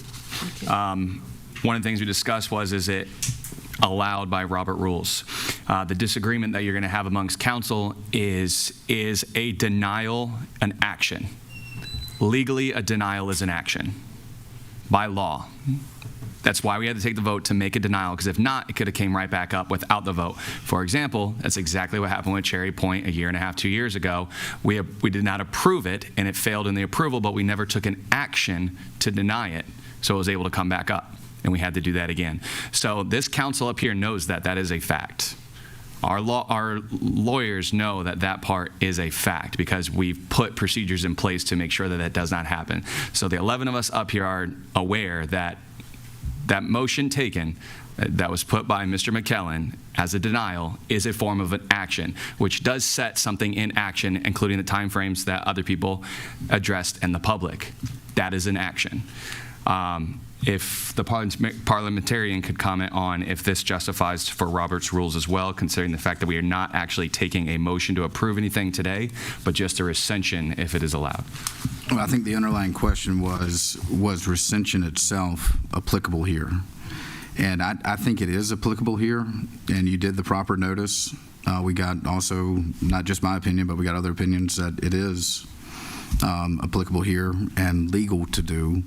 And your public notification did lower the threshold down to 6 rather than 8, since there was notice. Even though it's not on an agenda today, you did give proper notice. But I agree with you that the reason we made that motion was because it is a final action. And so rescinding that, we're not even addressing the zoning map amendment here. We're only addressing the development agreement. Okay, and I would. Madam Chairman, yes, I'd just and like then to say I have something. a couple of comments. Sure, I'm glad to. If you want to yield, make your comments. But no, you okay. have a second. Let me. Everyone has 2 times to speak. It's almost a point of personal privilege at this time, as I express some feelings I have. I want the public to know that I met LVO some years ago, probably 22. And LVO said to me he had this proposal that he wants to bring on St. Helena, and he talked about the St. Helenaville, and I heard about St. Helenaville, but I never knew where St. Helenaville actually was. And so I even had an opportunity to go and visit the island, and when I got there, I realized that I've been there before because S.B. Wright farmed that land years ago. So I've been on St. Helenaville, but I didn't know it was actually St. Helenaville. But one of the things I want to say publicly that LVO, when we first talked, he talked about money. And he's never stopped talking about money and what he could do. And I said to LVO at that time, after 6 or 7 times he mentioned money to me, I said to LVO, let's take money off the table. If this project will go, it goes on its own merit. And then we can talk money. The community has basically expressed their displeasure with the golf course because it's not part of the comp plan. So that's where I stand. That's where we are as a community, and I stand with my community. Thank you, Madam Chairman. Thank you.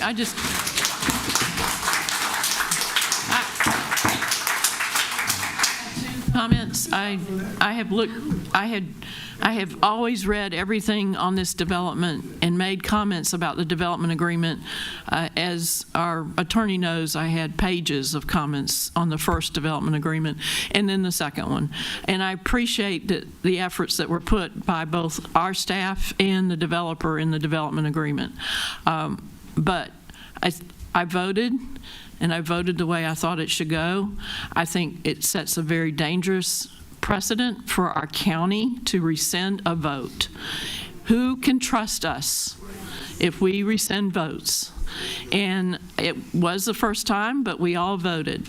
The second thing I'd like to say, I live in the community of Mossy Oaks, Shell Point, Port Royal. I have heard from so many of my constituents, especially the younger generation.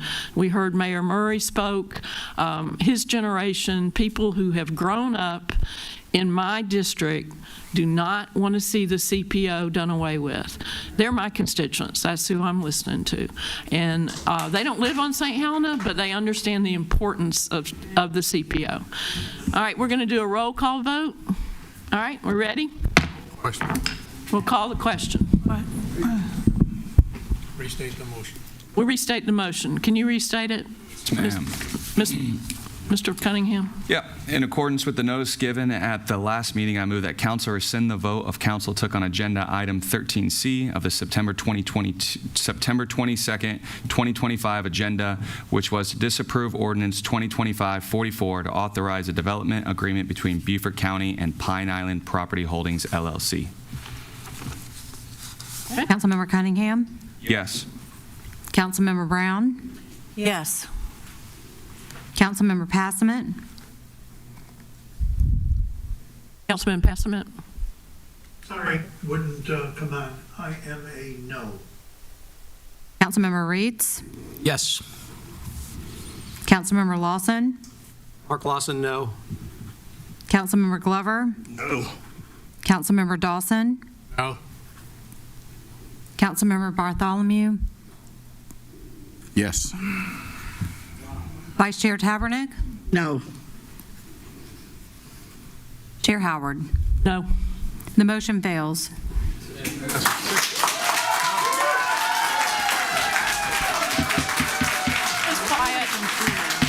Please quiet. All right. At this time, if anyone wants to stay or wants to leave, I'll give you a little bit of time to get out of the room if you have other things to do. Number 10 on our agenda is discussion concerning a request by county council member to address whether signs should be placed. Wait a second, Chair, or gavel, please. All right. Okay. Let's clear. If anyone wants to leave, go ahead and clear the room if you're ready to go. Thank you, Madam Chair. I know, Brian. Thank you for coming to see our new facility. They're going to have to make a motion. Merry Christmas to everybody. Yeah, Merry Christmas. And Happy New Year. And y'all can talk in the hallway, but Yes, please, we got to go on. let's clear out if we can. Yes, sir. Clearing out, can I ask council to make a motion to extend past 8 o'clock? I'll make that motion to extend past 8 o'clock. Are we making, okay. All right, we have a motion to extend second. past 8 o'clock. I'll second it. A second? Yeah. All in favor by sign of hands? We got a lot to go. We got a lot to go, and we need to get out by 9. Yes, we're at 9 o'clock. We all turned into something. Pumpkins. Christmas trees. this Christmas Oh, trees. Christmas trees. Okay. All right. 10A, discussion concerning a request by county council member to address whether signs should be placed at the entryway of certain county-owned buildings to inform the public that firearms and concealable firearms are prohibited in public buildings. Madam Chairman, you want it for discussion or you want a motion? It's discussion is listed. Okay. Yeah. And our attorney, Mr. Holbert, will discuss. Yes, you Was there a recall- motion? Sorry. Oh, do we have to have a motion to discuss too, don't we? A motion for discussion, I thought. Do we? Well, Not for discussion. I'm a believer that you do, but several members of council don't believe that you need it for discussion. I raised that at the South Carolina Attorneys Council meeting, Municipal Attorneys Council meeting last week that I attended. Okay. And most believe that you need it, but there are several local governments that don't do it for discussion items. But I will note that I'm going to ask for at least guidance, if not a motion, coming out of this discussion. Okay, so Councilman Glover, would you like to make a motion to go into discussion? To go into discussion? Okay, I'll make a Just to bring it motion on to the go into floor. discussion All right, do we of have a this. second to that? I'll second it. All right, I think Councilman Lawson second. All in favor of discussion, signify by, we have one, no? Yeah. Oh, I'm sorry. No, everybody's a yes. Okay. Everybody's a yes? Okay. All right, You we're in recall at discussion. committee, we talked about an incident that Councilman Glover brought to my attention and asked that we bring it to a committee discussion and council discussion related to someone bringing a firearm to Scott Recreation Center. So he wanted to know if that was a violation of the law or what we could do about that. And we discussed the laws that are applicable, and South Carolina has statutes that prohibit bringing a weapon onto school property or into school buildings. But in that statute for that, it also mentions public buildings. So bringing a firearm into a public building is prohibited under the statute prohibiting weapons on school property. Additionally, there's a statute that prohibits bringing a concealable weapon into a public building if you post a sign on that building alerting the public that concealable weapons, whether it's concealed or not, are prohibited from coming in that building. But you can only violate that statute, and it's only going to be enforced by the sheriff's office if you have that sign that's governed by statute at the entryways to those buildings. So, council discussed whether or not they wanted to direct the administrator to place those signs on public buildings, and it was a mixed vote as far as which way the committee is going to go. So we decided to bring it up to council and have a full council discussion as far as the guidance to the administrator as to, does council want the county administrator to place signs at all county buildings or some county buildings? Staff, I'm recommending that council request the administrator to place those signs prohibiting concealable weapons at least at the administrative buildings where the government, where the people come in to do business with the government, such as this building, our courthouses, which are governed by a different statute, and they put signs up and they're prohibited to courthouses, but also public libraries and places such like that. So anywhere where council thinks that the public should be informed and it's likely that they might bring a weapon into a public building, I would request that you direct the administrator to place those signs to warn the public. Weapons aren't allowed here, to keep the staff and the public safe. Yes. I do agree with that. And by the way, I know Bluffton Library already has this sign, as I'm guessing my other libraries do. So I have no problem putting it in buildings where the public goes in. You got a comment, Councilman Sure, Glover? and I appreciate that, and I support that, particularly in areas that are rural, particularly. Well, first, while you're talking about that, one type of public building that I should have mentioned that I didn't are recreation centers. Yes. We want to put a sign up, you can't bring a weapon to our recreation centers.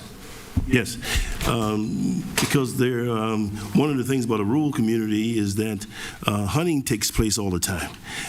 So we're not restricting that from happening, but coming on premises, and particular where students, children are, where seniors are, I think we need to basically put some type of notice that guns are not allowed in these areas. They're not allowed in the public buildings, which is different than having them on the property. Yes. Like at a school, if you've got it locked in your car, that could be permissible. All right, so it's protected, it's somewhere like that. Well, let me ask you this question then, Brian. If I came in a public building area, I'm in the parking lot, can I pull that gun out? Yes, if you're on the property outside the building, you could pull the gun out, you could have the gun in your possession. There's nothing wrong with that. You can't present it to somebody, point it at anybody. That's a violation of law. That's a different statute. But nothing prohibits you from having a weapon on public property, like a park or out in the parking lot here at the administration building. It's just you can't bring it into the building. Okay, well, That's the state law. I'll accept putting the signs up at the public location as a start. Thank you. Race to the public buildings. Yeah.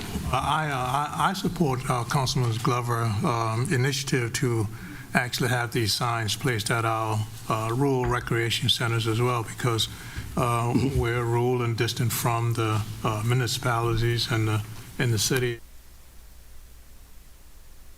Have any community event, a large gathering of people, there's always the possibility of weapons being present. Now, I realize we're saying that we're placing the sign not to bring the weapon into the building, but we can go with that to start with, but not bringing it on government property, the government owned the property. And as you said, we can bring it in the parking lot, we just can't bring it in the building. So I got that. I got that. Okay. Now, what I'm talking about are state statutes that have those prohibitions. That doesn't mean that the county can't pass an ordinance prohibiting the weapons on the public property, and we could have that discussion. That's a different discussion as whether you want to adopt an ordinance prohibiting it on like recreational property in our parks, places like that. But the state statute doesn't prohibit that, and then we would have to look at whether or not, because the state doesn't prohibit it, is that something that we can exercise our own police powers and put an ordinance in to prohibit that? And we could look at that if council directed that. Well, I'd like for us to have that discussion. Okay. Is it forcible? You can't have Well, it we'd have to without look the into it. sheriff. Well, you'd have to get the sheriff to enforce It's it, absolutely. enforcement. So we would have to work with the sheriff's office, get their interpretation. We'd have to look at the state law and determine whether or not the state has preempted us from passing that ordinance because they've only limited it in certain circumstances. Because, as you know, the Second Amendment is a big right that's you're either for it or against it. And do you consider a quote-unquote stadium a building? If it's not got a roof over it, that would be an argument that you'd have to make. Is it a case that I would be willing to take in there? It would depend upon the wording of the statute as to whether it says structure or building. If it says a building, probably not. If it is a structure for sure, but it's not a building because it doesn't have a roof over it unless it's a dome. If it's a dome and if it's publicly owned, that's different. I don't think we've got any such buildings. No, we're not going to do that. No. Okay. Thank you. So at this time, do we need a motion for? Oh, I'm sorry, Councilman Cunningham. Because there was some disagreement as to whether that signs were appropriate. Yeah, I mean, I'll be honest, I was one of the ones that was disagreeing with it because nobody can tell me how we're going to enforce it. Nobody can tell me how we're going to enforce it at our county buildings. Like, if you go next door at the Arthur Horn building, you have to go through the metal detector. Today, you had to go through a metal detector. But if we're not going to ensure to our staff day in and day out, like a school system does, that you got to go through the whole system to get through the building where they have a no weapons policy, that's where I had the gray area. Then also, I'm not going to lie, it scares me that two people just said to start with, because that's the biggest thing. So to start with is a sign on a door, then it's the public areas, and then so on and so on. But the people that are going to break the law are going to break the law. There's a reason statistically the most issues you have at a place are places that are already gun-free zones. It's just a fact statistically. Unfortunately, I'm not saying I have the right answer, but to me it's an enforcement issue. If we're going to put these signs up, you can walk freely into that door right now. If this meeting wasn't going on, these gentlemen in this back corner wouldn't be here. So to me, that puts the rest of our staff at risk, which it's not a risk I'm willing to put my name on for them. So, I mean, if it's like the Arthur Horn building where you got to go through security, all right, then we can talk about it. But just saying we're going to put a sign up at a recreation center or so on and so on, well, if they're kids, they legally shouldn't have the gun anyway, so they're already breaking the law. If they're adults, legally they have the right to carry. So it's where you get into that. If you're telling me that I can carry it in my car and I can just leave it in my car, and nothing's going to stop me from going to my car and going back in that building, knowing that nobody else in that building has one. So to me, it's a slippery slope if we don't have a way to actually enforce it. And right now we don't.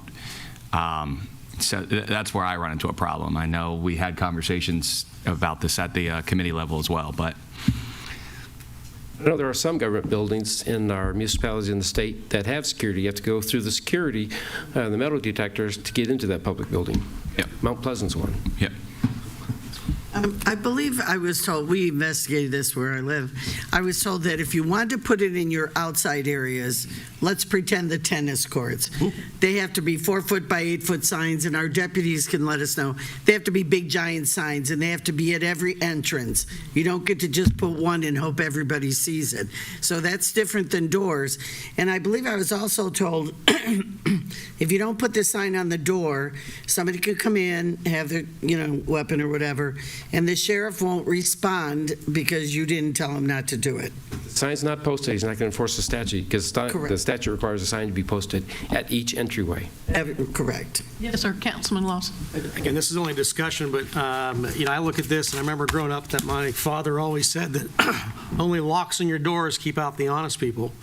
And that's the same thing that we have here, is obviously we put a sign up, the honest person is not going to carry their gun in, but someone that's not honest we're not stopping them. I made this comment last time at committee, was the fact that you look at the public grocery stores in Florida. They just made all their grocery stores open carry because they did research and found that people felt safer, and it was safer to have people open carry. So that's just, again, this is just discussion, but that's just my thoughts right now on everything.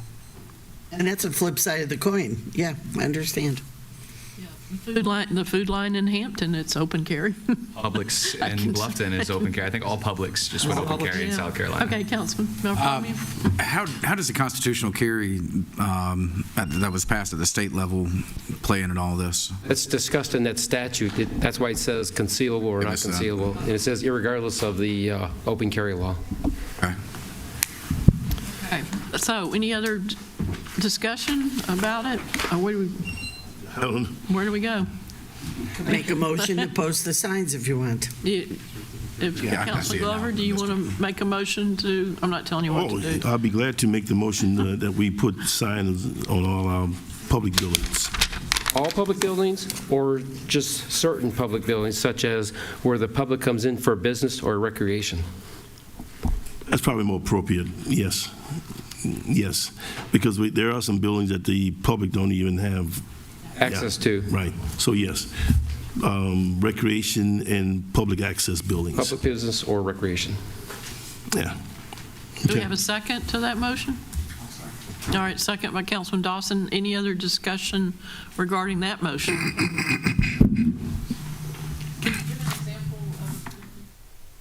Let's say a shed out of Public Works or Public Works or GSN Home. Right. Okay. Or BIV, we've got those different buildings with just staff that are out there. Oh, Councilman Passman has a comment. Yeah, I'm assuming that we're going to follow the state statute of exactly. Look. Yes. The size of the sign, the coloration, all of those.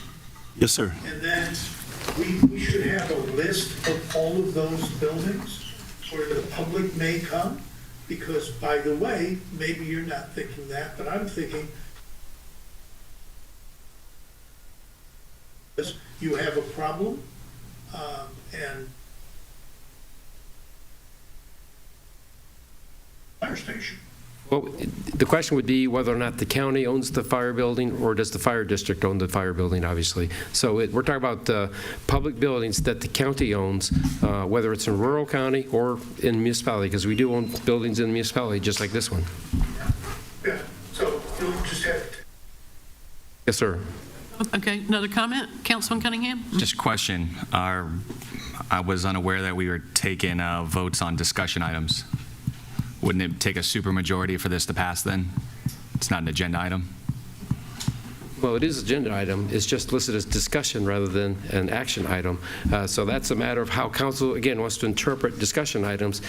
And my experience through my years of government have been that you could take a vote through discussion, but I do know that some council members have opinion that you don't vote on discussion items, just like some council members don't believe a vote is necessary to bring everything to the floor.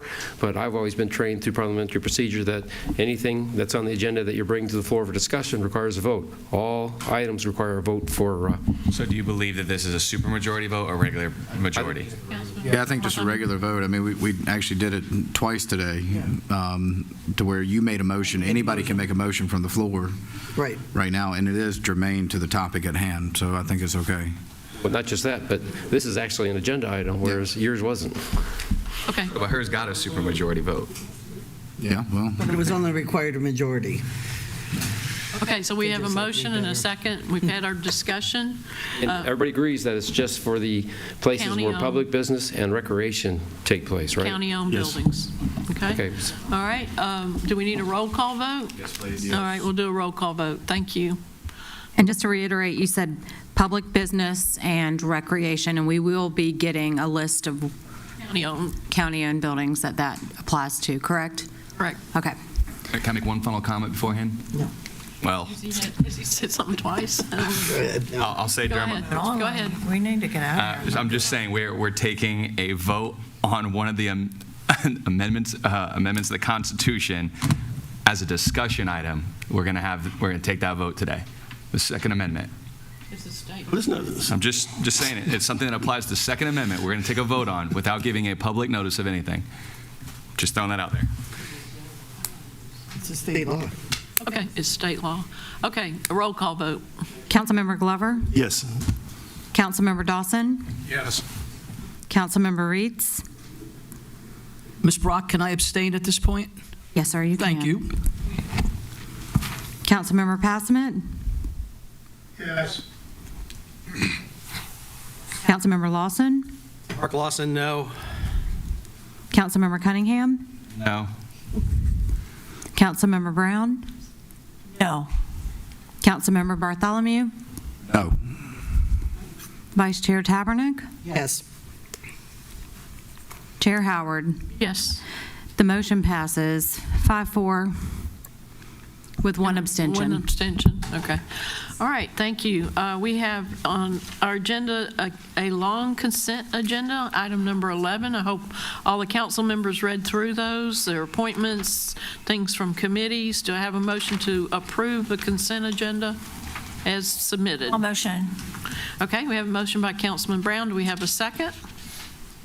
I'll second. And a second by Councilman Dawson. All in favor of approving the consent agenda by show of hands, please? And that is unanimous. Thank you. All right, that is the end of the consent agenda. The next one is number 12, which is approval of the 2026 council meeting schedule. And I had sent out information regarding that. There's 2 alternatives for it. And we had some backup information from staff about costs for the 2 alternatives. We had alternative A and alternative B. Do I have a motion? I'll make the motion to approve the 2026 County Council meeting schedule B, as in boy. Do we have a second? That would be the meetings once a month. All right, Can we do we have a discuss second? this? I'm sorry, can we? I'll second for discussion. I'll second for discussion. All right, and a second by Councilman Cunningham. And now we'll have discussion. Any So discussion? I'll explain why I went with item B. I understand the cost, I get that. If you look at Schedule A and you look at Schedule B, we have 21 council meetings in 2026. If you take Schedule A, there will only be 2 meetings out of the 21 on Hilton Head and only 2 in Bluffton. The others are all right here. If you look at Schedule B, which is what my motion is, you will have 1 per month south of the Broad. So there'll be 5 at Hilton Head and 5 at Bluffton. And all committee meetings are still here. That doesn't change. But I believe residents south of the Broad, they've enjoyed us being the traveling group, and I think we owe it to them to do that. So that's my motion for Schedule B. Any other comments? Councilman Brown? Yeah, I do have comments. I feel that the taxpayer just paid for brand-new renovations in this building, and this is our home, this is our office, and this is where we should come to work every day, every council meeting. We shouldn't be on the road, because I've had numerous complaints from my constituents about the IT moving to the Bluffton Library or the Buckwater Rec Center or wherever we're going. They don't like it, and I don't like it. I think we should stay right here in our home and not go anywhere. Any other comments? Yes, Just one, Councilman Glover? Sure, I agree with both council members. So, You can't agree. but I would say this, it doesn't really matter with me. I like going to different areas, but at the same time, I think the staff really needs to work on the acoustic and the sound system. And there are times when we are at a meeting, we actually need a not a microphone, but a speaker facing council so that we can actually hear one another, because sometimes I don't hear that well and stuff. So, just want to make that comment, but it doesn't really matter which vote we take. We're going to vote, so we got to vote. All right, Councilman Dawson. Yes, sir. All right, I agree with Ms. Brown for the simple reason the city of Beaufort is the center of the county, and we should hold all of our meetings in the city of Beaufort. And then we take the liberty to hold a meeting or two meetings over in Hilton Head and two in Bluffton. The prior council has had this discussion and came to the same conclusion, and that worked fine. For us now to consider having Plan B as being proposed by Ms. Tabernick. Tabernick. It's okay. Is cost effective? Is not cost ineffective? Is cost effective? And I don't think if we're being good stewards of the citizens' money and the taxpayers' dollars, then I don't think that Plan B is what we should be considering. We should consider Plan A. Any other comments? Yes, sir. Councilman Cunningham? I've said it 100 meetings. I'll say it another one. We spent over $1 million on a tree for us to be able to reach all of our constituents across this county for around $100,000. Makes a lot of sense. Chairwoman, yeah, I have to agree with the folks that want to go with Plan B. We've been doing this for almost 3 years now, and I've heard from everybody that I talk to, they love the fact that we travel around. So we should not change that at all. I mean, that's, in the center of the county. I mean, I'm on the southern end here, and I don't care about where I'd have to go for the meeting, but the people love to get to these things. So, and we have a great IT group. They'll fix up whatever issues we have. So, Councilman Passman, do you have any comments? None? Okay. Anyone else? I'm old-fashioned. This is a county seat. I think we should meet the majority of the time here. It is hard on staff. They'll do whatever we vote to do when they have to do, quote, the road show, and that's why I asked that this information be sent out to everybody so that all of you can make an informed decision on whether which alternative we choose. And the alternative proposed would be to meet every month, either Hilton Head or Bluffton. The other one is to meet quarterly, either Hilton Head or Bluffton. So we'll take a roll call vote. I have one other comment. Okay, you only get two, Well, this is my second one. All right. So if you consider we have 21 council meetings, then we have 2 committee meetings a month. So all in all, let's just call it 4 meetings a month for 11 months, just round it out. That's 44. I'm asking for 10 of them to not be here. And I hear you say this is the county seat. I get it, we redid it. We have a lot of people south of the Broad. I will remind you, you have District 6, 7, 8, 9, 10, and 11. 6 districts are south of the Broad, and I believe they deserve us to move around. Okay. We'll call for the question. Call for roll call? Yes, we'll do a roll call. So if you vote yes, it's to do the B. The B, which is more meetings every month, Hilton Head or Bluffton. The other one is quarterly, okay? Vice Chair Tabernick? B, yes. Can I get some clarification again? All right. So, Also, did y'all discuss the committee meetings that were I was going to bring that up next. being voted on and the consolidation that was Yes. discussed? I figured that was not a vote. I'd bring it up after. But okay. I think it was part of the backup material. Okay, she's referring to the fact that we're going to take public safety and move it to the Community Services Committee rather than public facilities. It's just a movement of the department. And that will And be they chaired. both agreed. in January. And both the chairman agreed to it. And they both agreed. And Okay. that, okay? That works for me. But my question is, what's the vote again? Let me just make sure. I Yes for understand. B or The no for vote B? is Schedule B, which takes, Is it yes? No, I just want, which one's yes? if you say or- yeah. yes, you're going Schedule B to put 10 of these, 5 on Hilton and 5 in Once a Bluffton. month. Okay. That's what you're voting for. That's And B. if it It'll gets be turned down, it motion. goes back to the original motion to see if somebody puts it on the floor for A. There you go. Okay, I'm here for the team. so I'm a yes. Who seconded the motion? Vice Chair Tabernick, Did it. and then Councilmember Cunningham, Yes. Councilmember Reeds, Yes. Councilmember Passament, No. Councilmember Lawson, Mark Lawson, yes. Councilmember Glover, I abstain. Come on, Mr. Glover. Councilmember Dawson, No. Councilmember Brown, No. Councilmember Bartholomew, No. Chair Howard. No. Motion fails. No, I didn't.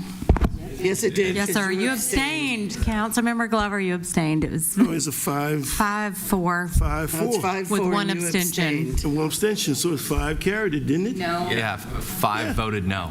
I voted no. Okay, let's I got move on. 5 yes. Okay. We're running out Yeah, of time. we are. So we will tell South of the Broad, you don't get to see us but twice. Okay, thank you. Just to clarify. All right, Next. next is resolutions. We still, Still approve the schedule for 2026, so somebody needs to make a motion for that. Somebody make the motion. I move to put Schedule A on the floor as the county council schedule for I'll 2026. second. Oh, I can't second. Never, somebody else has second. I'll second. Okay. Have a motion and a Can't wait. second. Do we have any more discussion? No. All right, let's do another roll call vote. No. Councilmember Bartholomew, Yes. Councilmember Dawson, Yes. Councilmember Reeds, Yes.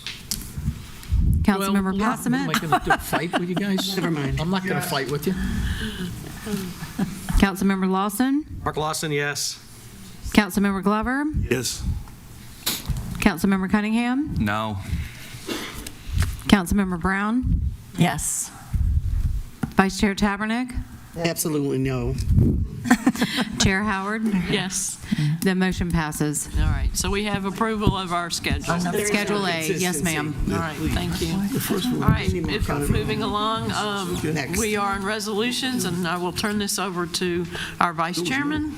Oh, no, I don't, I do Oh, ordinances. that's right, Oh, no. ordinances. I do think, sorry. I'm a little punchy about this. All right, A, 2025-76, a resolution authorizing the county administrator to execute the documents necessary to negotiate with the applicant and to provide funds to Beaufort County School District for their procurement of a fee-simple real property located on Ladies Island known as the Sea Island Parkway Tracks. I'm not going to read the PIN numbers. We have them in the documentation with a final purchase price not to exceed the requested amount of $2,250,000 contingent upon the results of the final due diligence and the school district taking ownership of the property. The vote at the Natural Resource Committee meeting was November 3rd was 8-0, and I think we have very patient Mike McShane here from the Green Space Committee to speak to us about it. I'll make the motion for the resolution. All right. I'll second it. We have a second. All right, and discussion and questions. Good evening, Madam Chairman, council members. I am Mike McShane, a resident of Charleston County. May not be tonight. I know, I'm sorry. I might stay in Beaufort County tonight. I'm here privileged to be your chairman of your Green Space Committee with a recommendation that came through Natural Resources on really an interesting transaction to collaborate with your school district. And I give Colonel Geyer, and I saw He's right Mr. behind Smith you. right behind me earlier about the collaboration where initially, and to give Colonel Geyer, I think, great credit, I think there was a thought by the school district that this was being forced on them to spend their money. And then they came to realize very quickly that we want them to actually do the transaction, but we will provide the funding, which is the recommendation here tonight, up to the amount specified. with really looking at it at the fact that this is a middle school and the access to that 6 acres added onto that campus really is an interesting time for those children to really then incorporate that into the curriculum of their program.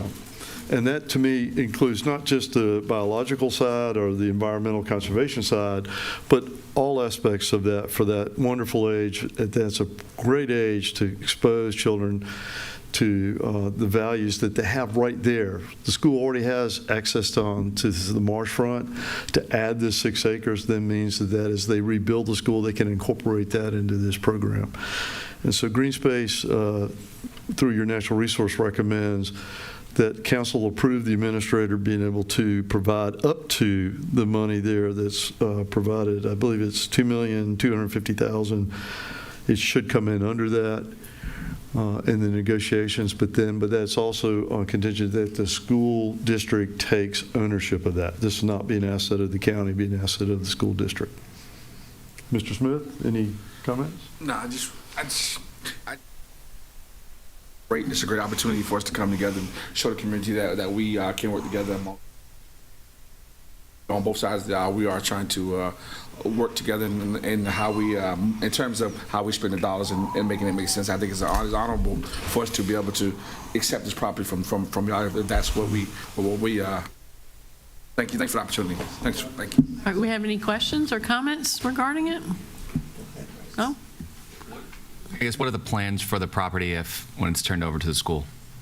So specifically to the 6 acres that we're talking about, the grant agreement will be very clear on that. It's going to have to, it'll be according to your ordinance on green space. So the school district cannot all of a sudden decide to turn it into some type of pervious surface. Yeah, but it'll be perfect in a natural, perfect. Just making sure. Yeah, natural setting. But the grant agreement is what gave us confidence that a future school district or a future couldn't do something different with that 6 acres. And we talked about they could use it for outside lab activities, take the children outside. Perfect. What I hope publicly they're hearing is what a great opportunity to really expand a curriculum that connects right to the natural resources that are right there on that campus. That'll be very unique amongst your schools to have something like that.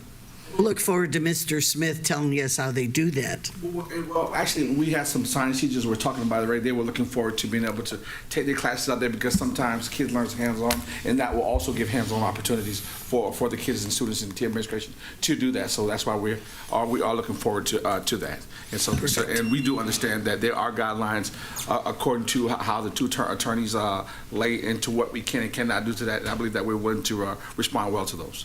Thank you. Right. Okay.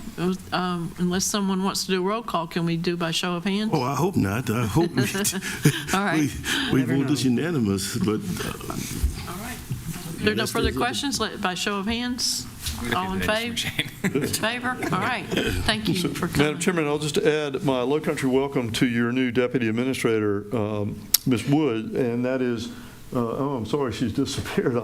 But I'm familiar with, in my state role as chairman of your state bank, how she played a role in the development of the Greenville Historic Natural Trust program, which is a similar program that they have in Greenville County. And so I just was to offer my gratitude that she's got some experience in that arena. So with that, we'll pass that along. Thank you. No. And I hope, Matt, you won't take the council won't take any exception that if I decide to head right back to No, sir. We wanted you to go first, that's for sure. Okay, B, on our resolutions, 2025-71. Thank you for coming, Mike. A resolution authorizing the execution of the first amended IGA between Beaufort County and the South Carolina Transportation Infrastructure Bank, or the SIB, for the US 278 corridor project. The vote at Public Facilities Committee was 8-0. I'll make the motion for that resolution. Do we have a second? Someone second. from, okay. Yes.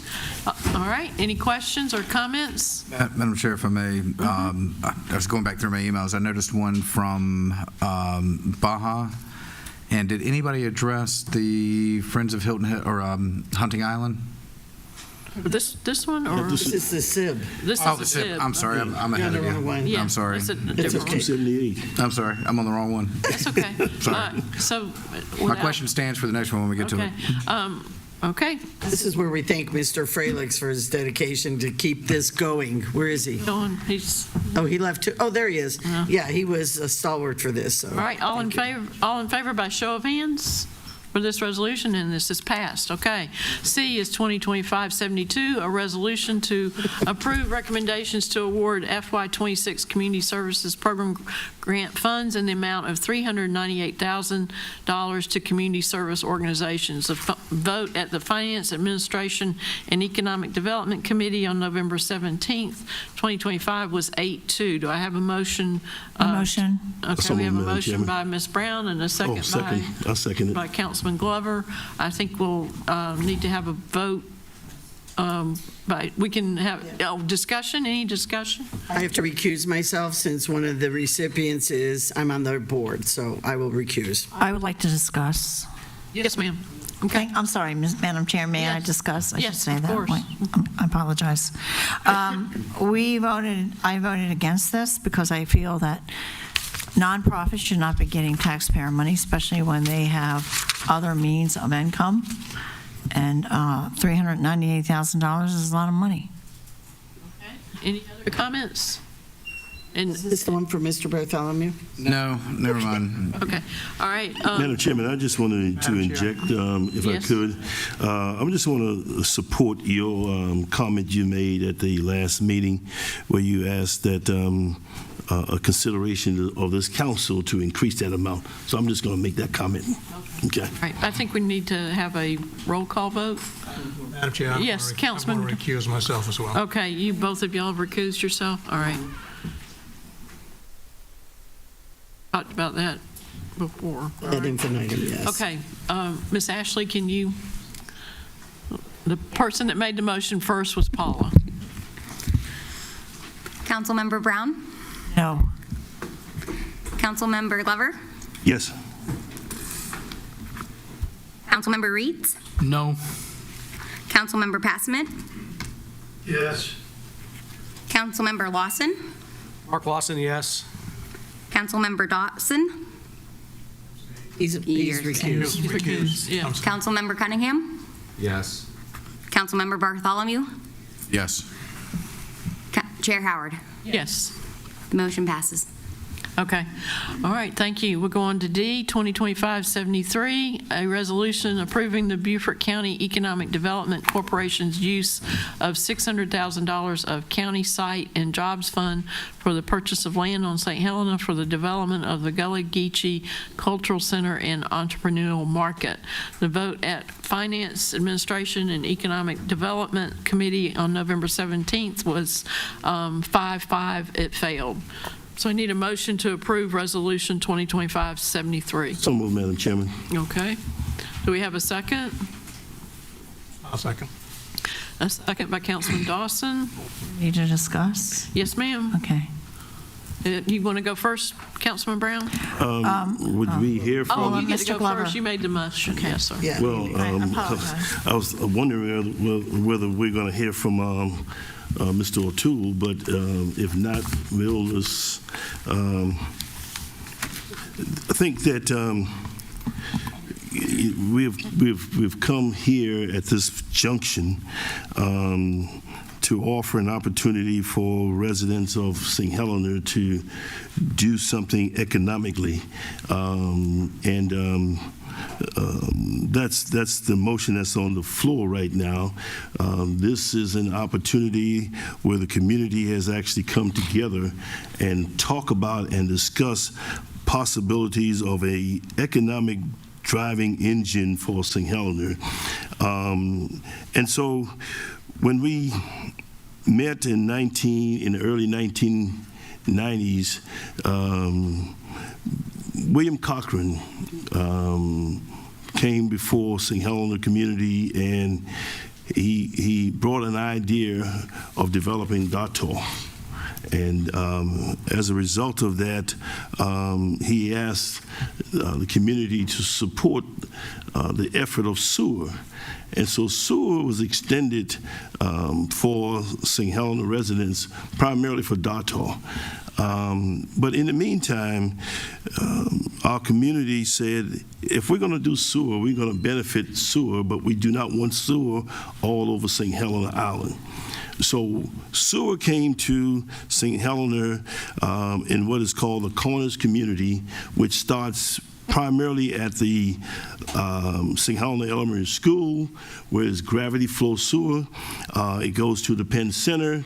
It comes down MLK Drive, and it goes toward the post office and down to Palawana Road. That's the area that my community said, if we're going to do commercial economic development, that's the area that we want to pursue. And so the proposal here is to purchase what I consider prime property on St. Helena in the Caucus community for an economic engine. And that's what we have here today. And I'm asking you for your support to allow my community an opportunity to talk about, discuss how they can improve their areas economically. And so that's the motions on the floor at this time. Any other comments, Councilman Brown? I do. Thank you, Madam Chair. I had brought up quite a few things during the committee meeting. One is the comps were done. This is properties in St. Helena, but the comps were taken from Robert Smalls Parkway, 10 miles away. I also pointed out on page 136, the appraiser put on there in 2022, it was $200,000. In 2023, it went up to 1-point-something million. How does property appreciate that fast in 1 year? I think it's a great idea. I do. Because I see what Ma Daisy has done over in Bluffton, and if you've been over there, if you haven't been over there, you got to go, because they make the best donuts you have ever had. They really do. I think this is a great idea, Mr. Glover, but what I don't agree with is the taxpayer paying for it. You have a wedding resort going out there, you have an RV resort going out there, and that's private funds, that's private money people are putting up to build those two resorts. And I think, you know, if you're going to do it, you should get private money, not ask the taxpayer, come to the taxpayer and ask us for the money. And furthermore, the comps, not just 10 miles away, but again, I understand from reading a couple of different things in the appraisal, this is 10 acres, 2 parcels.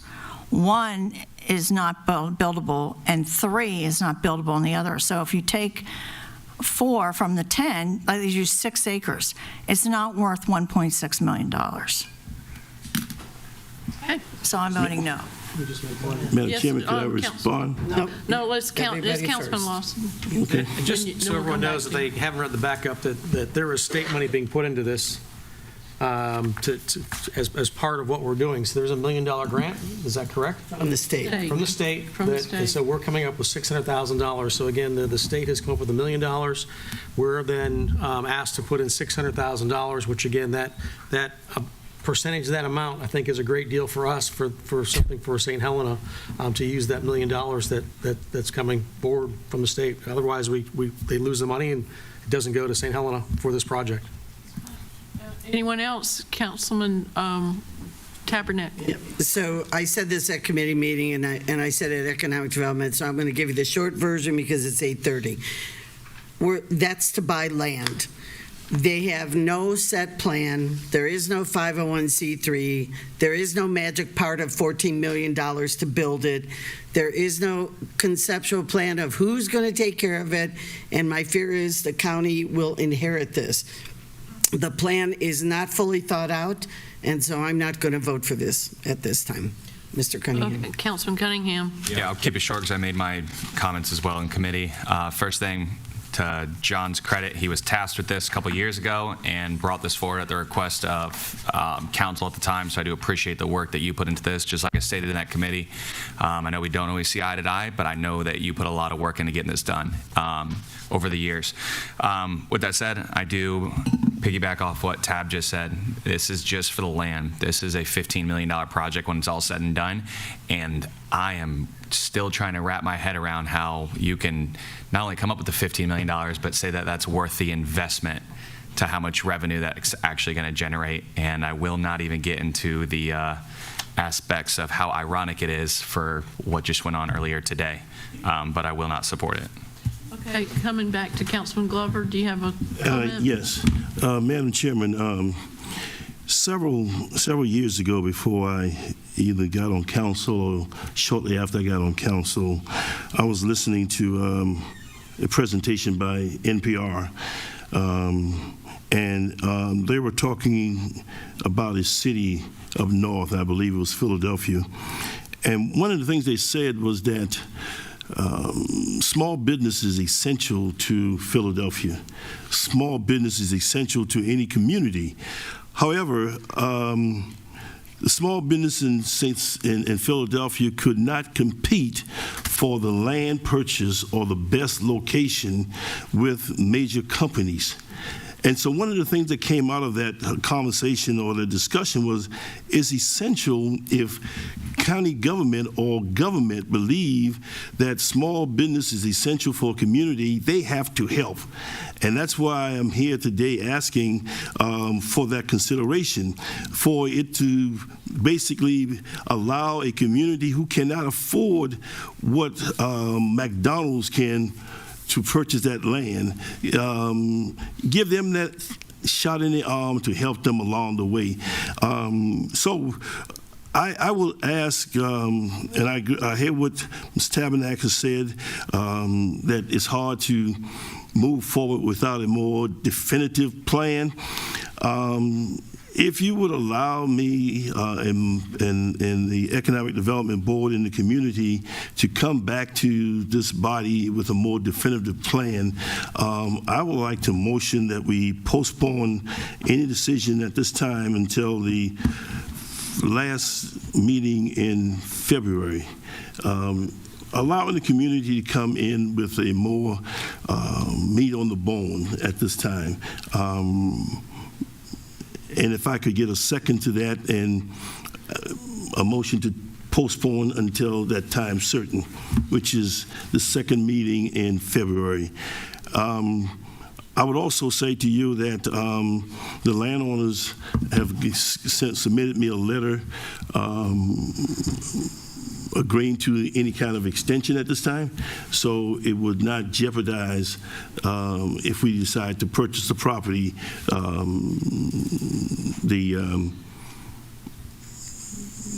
letter of agreement that they will extend the deadline. We had a motion and a second. Has it been second? There was Councilman First motion. Oh, okay. The first motion, not the second. First motion, so I'm going to our parliamentarian and I'll second it. This is a procedural motion that takes precedence over the other motion. Yes. I was about to say secondary motion for it, so we can. you're making that motion. So the motion was to postpone it to February 23rd. Yes. I'd like to speak to that motion. Wait, we got to have a second. And He seconded Mr. Lawson Yeah. seconded it. February 23rd. All right, discussion? I'll discuss. All right, Councilman So I went to the first meeting you had on St. Helena, I don't remember, August maybe. You've had multiple meetings, the backup July. document, July. The backup document says you had 5 or 6, I don't know how many you've had.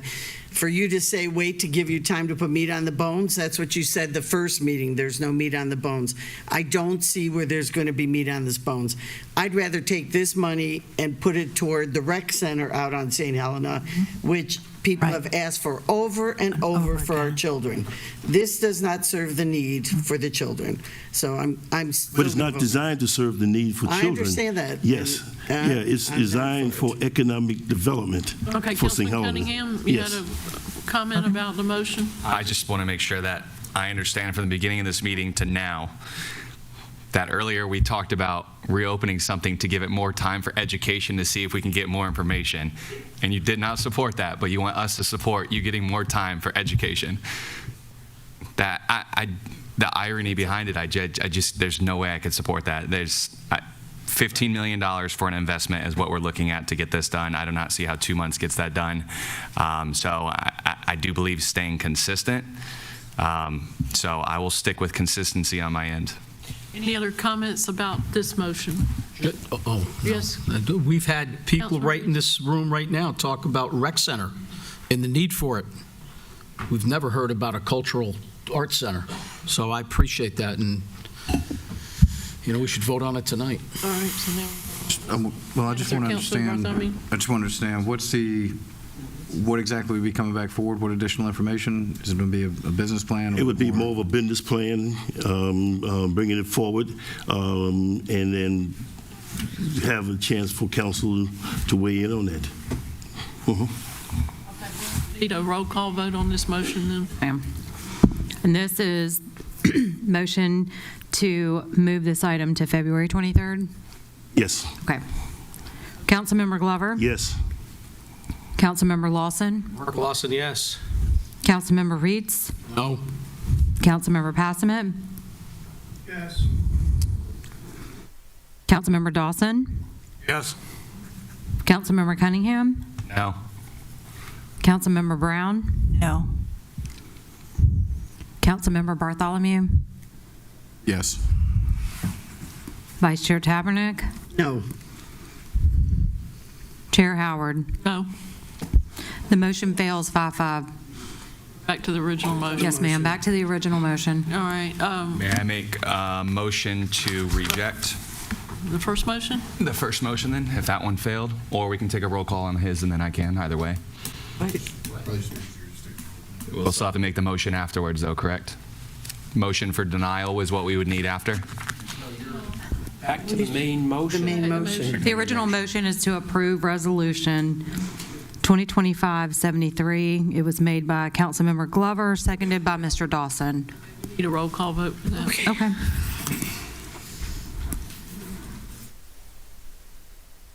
Councilmember Glover?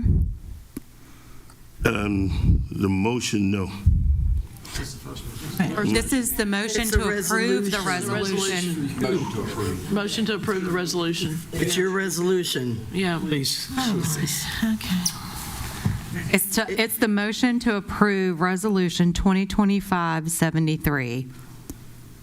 You were the first, Mr. Dawson was the second. Yes. Okay. Mr. Dawson? Yes. Councilmember Reeds? No. Councilmember Passament? Yes. Councilmember Cunningham? No. Councilmember Brown? No. Councilmember Bartholomew? No. Vice Chair Tabernick? No. Chair Howard? No. You didn't call Mark. Oh, sorry. Larson. Yeah. Councilmember Lawson? Yes. Okay. Motion fails 6-4. So now you need the motion for denial, correct? 6-4? 4 were yes, 6 were no. So, Madam Chair, then I would make the motion for denial of this item. I don't know why you need that motion. Well, you voted it down. No, we voted not to approve it and not take an action for denial. All right. Mr. Hurlbert, advice? Yeah. In zoning matters, it's good to have the action motion for that. In normal matters like this, if it's not approved, then it fails. Yeah, it's just a simple fail, yeah. Okay, now we're going on to E, 2025-74, a resolution to accept South Carolina Aeronautics Commission Commercial Airport Entitlement Grant, is that right? $18,455,000, funding for terminal lot tree removal at Hilton Head Island Airport is contingent upon the final SCAC grant offer. The vote at Public Facilities on November 17th was 8-0. Do I have a motion? I'll make the motion. A motion by I'll second it. and who second? Councilman Brown? Yes, Okay. thank you. And by show of hands, all in favor of this grant? And that is unanimous. Okay. Oh, I'm sorry. Yeah, okay. F, 2025-75, a resolution authorizing the execution of a cost-share agreement between Beaufort County, the Town of Bluffton, and Buckwalter Place Association for the development, construction, and ownership of Washington Square Buckwalter Place Connector Road. The vote at Public Facilities was 8-0, and a motion by Councilman Logan Cunningham. Do we And have I'll a second? second it. All right, all in favor by sign of the discussion? Yeah, I just want to make one Okay. point of note. Sorry. So what was heard at public facilities, and there's been a change in to the cost. There was a cost estimate of $400,000 with a 20% contingency, so $480,000 was the total project cost. We've got a refined estimate in the exhibits in the backup, and the project cost is now estimated at $576 with a 20% contingency is $692. So our share has gone up. Our 1/3 share is approximately $230,000. It would still come out of the impact fee funds for the south area, and it's still the same project. Everything that is described, we just got the updated cost estimate. It costs more. It was draft at public facilities, but wanted to make sure we bring that forward. Any questions regarding that? Just so the public knows, this has been the plan for access roads to keep people off of Bluffton Parkway and Buckwalter, so they're able to go from multiple businesses without touching the opposite road, which alleviates traffic. And hopefully we can get one more connecting Washington Square to the movie theater complex as well in the future. That would be nice. Have the other two entities approved the increase? Yeah, it was, well, Bluffton. we're waiting on everybody's signature, but everybody's moving forward with the Everybody knows updated. the increase. Yeah. All right, by show of hands, approval for this, and that is unanimous. All right, thank you. G is 2025-77, a resolution authorizing the county administrator to enter into a memorandum of understanding with the city of Beaufort for collaboration on the first South Carolina Volunteers of African Descent Park. We have 2-3 visitors from the city of Beaufort here, General Mitchell and Scott Marshall, and welcome. Sorry, it's been a late meeting. The vote at the natural resource meeting was November 3rd was 7-1. Do I have a motion to do this? A motion by Yes, ma'am. Councilman Glover. Do we have a second by Councilman Bartholomew? Any discussion about this park? No? Does everyone know where it's at? It's about, okay, everyone knows where it's at on the water. General Mitchell or Scott, would y'all like to say anything about it? I think you got the votes, maybe. Okay, so I will say I am going to vote yes. You convinced me. I was the one no vote. Yes, ma'am. And thank you very much. I spent so much time trying to whittle this down from 5 minutes to 3 minutes. Didn't want to suffer the ire of Mr. Glover this time. And thanks for the vote in advance. But I just want to take advantage of this opportunity from an educational perspective to share my notes, if I may. So thank you, Madam Chair, for this opportunity. I'm here on behalf of a coalition supporting the creation of the first South Carolina Volunteers of African Descent Park.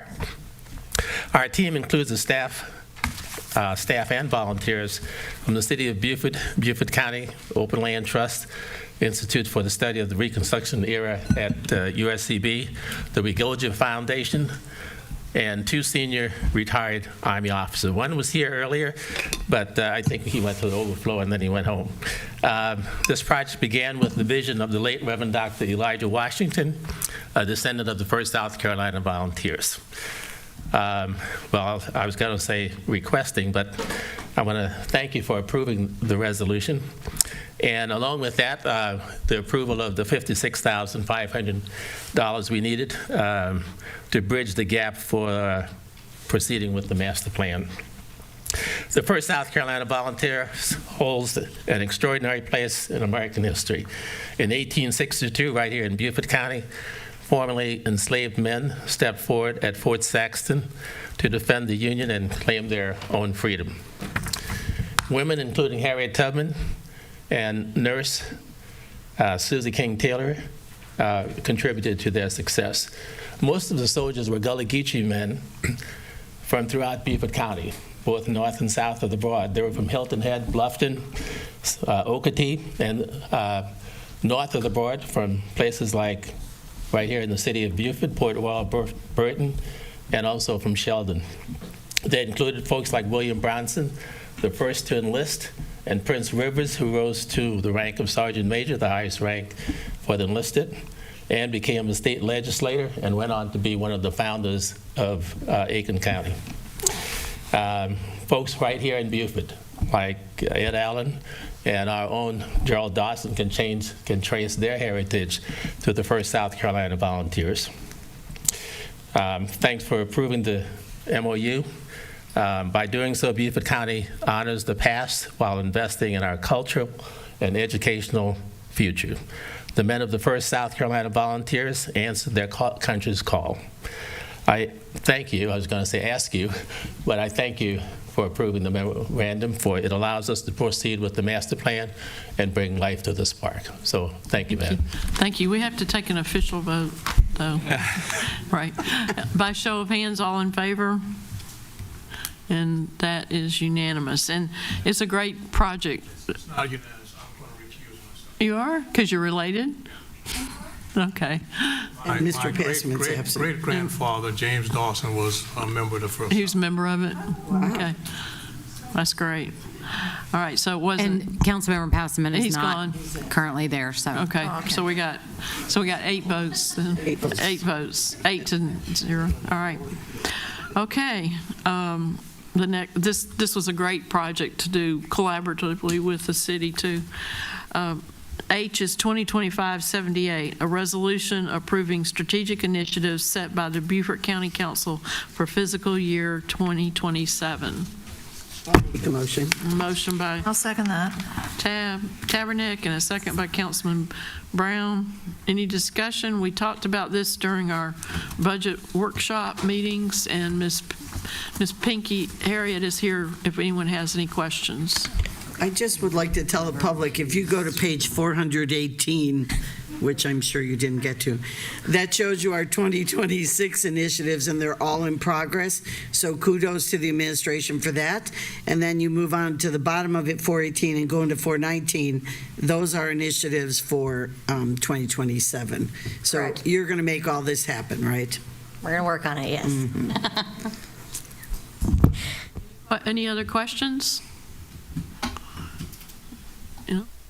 If she stayed here this long, we should ask her something. But Ask her something. I thought Chairman Passman was, or Chairman Mr. Passman was talking. Councilman Passman, do you have any questions?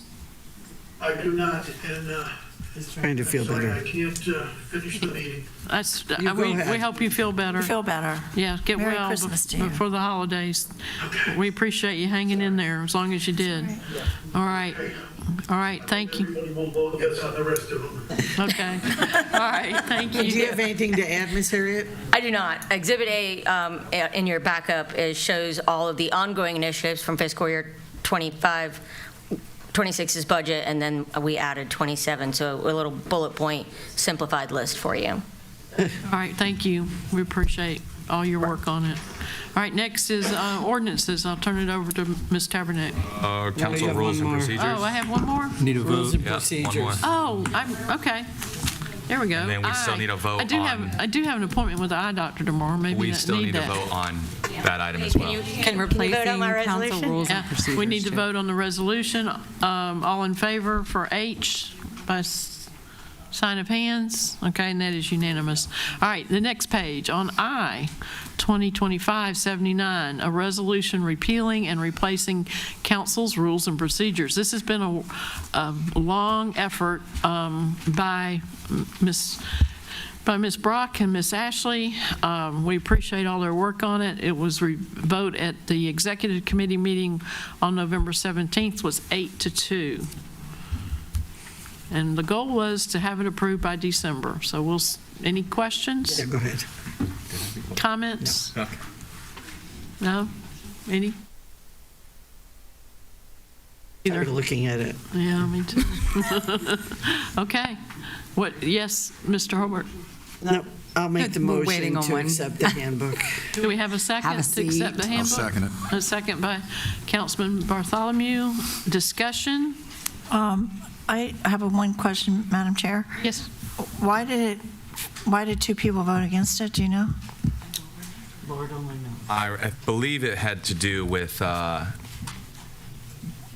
and virtual attendance were the two yeah, issues. virtual and stuff, right? Yeah, it was virtual attendance and. Yes, ma'am. And Yeah, we, and being able to, yeah. Okay, and what did we change? We changed it. We changed those two concerns. updated it. What was it? No, we didn't. Just one. Just one of them, about virtual attendance. What was the other one? Mileage stayed 30 days. Oh, 30 days. Yes, that's what it was about the mileage being paid for that, and the other one we talked about was virtual for being able to vote or not, and that part was addressed. Yes, it and was if you're changed. not on the committee. Right, and now Correct. you can continue to vote on committee, just like we did before. Worried about me making it. Right, it is. Virtual attendance, we went back to how it was. We kept it as it was. Okay, do we Never say I don't do my homework. do we need any more discussion or comments? Going by show of hands, all in favor? Major accomplishment. Thank you very much. Okay, let's see if you did Now your we can go to ordinances for all third right. reading. Ordinances for third reading, 2025/49 is an ordinance to amend the Business and Professional License Ordinance, Chapter 18, Article 3, Section 1867AB, Appendix AB. The vote at Natural Resource, 7-0. The vote at first reading, October 27, 7-3. And the vote at second reading with a public hearing, November 10th. And I'm sorry, I blocked it out. All right, 8-3, okay. So may I have a motion, please? I'll motion. All right, thank you, Ms. Brown. We have a second? I'll second. We have a motion by Ms. Brown, second by Mr. Dawson for ordinance 2025/49. I'll open it up for discussion.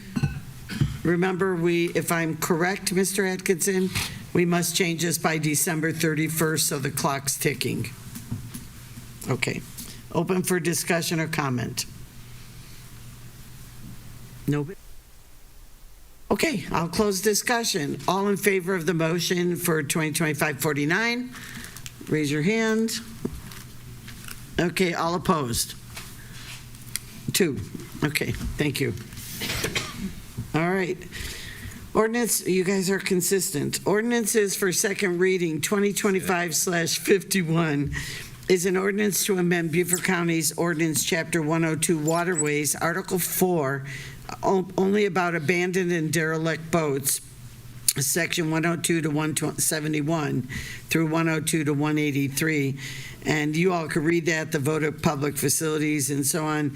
We eventually bifurcated the ordinance amendment to take out the abandoned boats, and that is what's up for the motion right now. So do I have a motion on 2025-51? So moved. Thank you, Mr. Cunningham. I'll second that. Ms. Brown seconded, so it's motioned and seconded. Anyone have a discussion? For the public, we've discussed this quite a bit, but we did bifurcate it to take out, leave the waterway other part alone, but take out the abandoned boats. That's all I was going to comment on and say. Thank you. Okay. Anybody else? All right, I'll call for the vote. All in favor of this part of the ordinance? Thank you so much. All right, 2025/52 is an ordinance recommending approval of the 2% state accommodations tax awards as presented by the state tax committee. And the vote at finance was 7-0, and then we had a public hearing. Quick correction. Yes, Public ma'am. hearing will be at third reading. Go ahead. Public hearing will be at third reading. Public hearings at 30, sorry. So voted first reading was 11-0. Public hearing will be third reading January 12th. I'll make that motion. All right, motion by Mr. Cunningham, I'll second. second by Mr. Bartholomew. All right, discussion. This is where my This is question. yours. I knew it. This is where my question came in. I'm ready.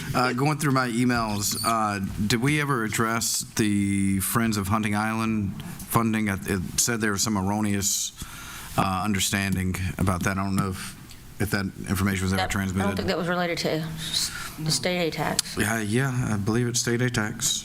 They were not funded. I think it's a prior year that they're appealing as far as the refund. That was not Hunting Island, though. That was Friends of somebody Hunt Island else. State Park applied for $25,000, but in the note to the right, it says committee decided this project should be funded by South Carolina State That's- Parks. Yeah, that's what they were saying, is they're not funded by the state. Oh, okay. And they were talking about the. And then we recommended to them, or not we, the committee recommended to them to apply for local A&H tax. Okay. That was the I just want to make sure recommendation. their Right. comments were addressed. Right, and that's like we'll open up January 1. Okay, all right. You're good with that? Oh, yeah, I just want to make sure it was addressed. I didn't know if it had been talked about. Any other comment on this one? We've talked about it at finance, so we're good. Anybody? Ms. Harriet's there to answer any question you might have. All right, let's take a vote. All in favor of this ordinance, raise your hand, please. This is state A-tax money. It's unanimous. Thank you. Ordinances for first reading. Okay. Took care of that. Pardon me? Did you want something, Mr. Glover? No, I guess we didn't. I thought coming out of, Motion of executive coming session. out of, Yeah, but it's still an ordinance we have to vote on. I know. You recall that after Caucus, you made a motion to authorize the county administrator to execute any agreement that I negotiate with the parties. And based upon that motion, we do not recommend that you adopt this ordinance. Correct. So we have to vote it down. We need to make the motion. Correct. So somebody needs to make the motion. Well, let me read it first, sorry. 2025/50, ordinance to amend ordinance 2022/46, authorizing the county administrator to execute any and all documents necessary for the sale of county-owned real properties identified as 1407 King Street and 600 Wilmington Street, City of Beaufort. The vote at Natural Resources was 7-0. Someone motion, please? because I think this property is going to be sold, I don't think I want to make a motion not to sell it. So I think the motion should be tabled until. No. Or can we come back at another time? I'm sorry. Recall that this ordinance was an ordinance authorizing us to amend the purchase sale agreement for Justice Square. And the reason we brought it back with the ordinance was to reduce the number of workforce housing units from 39 to 33.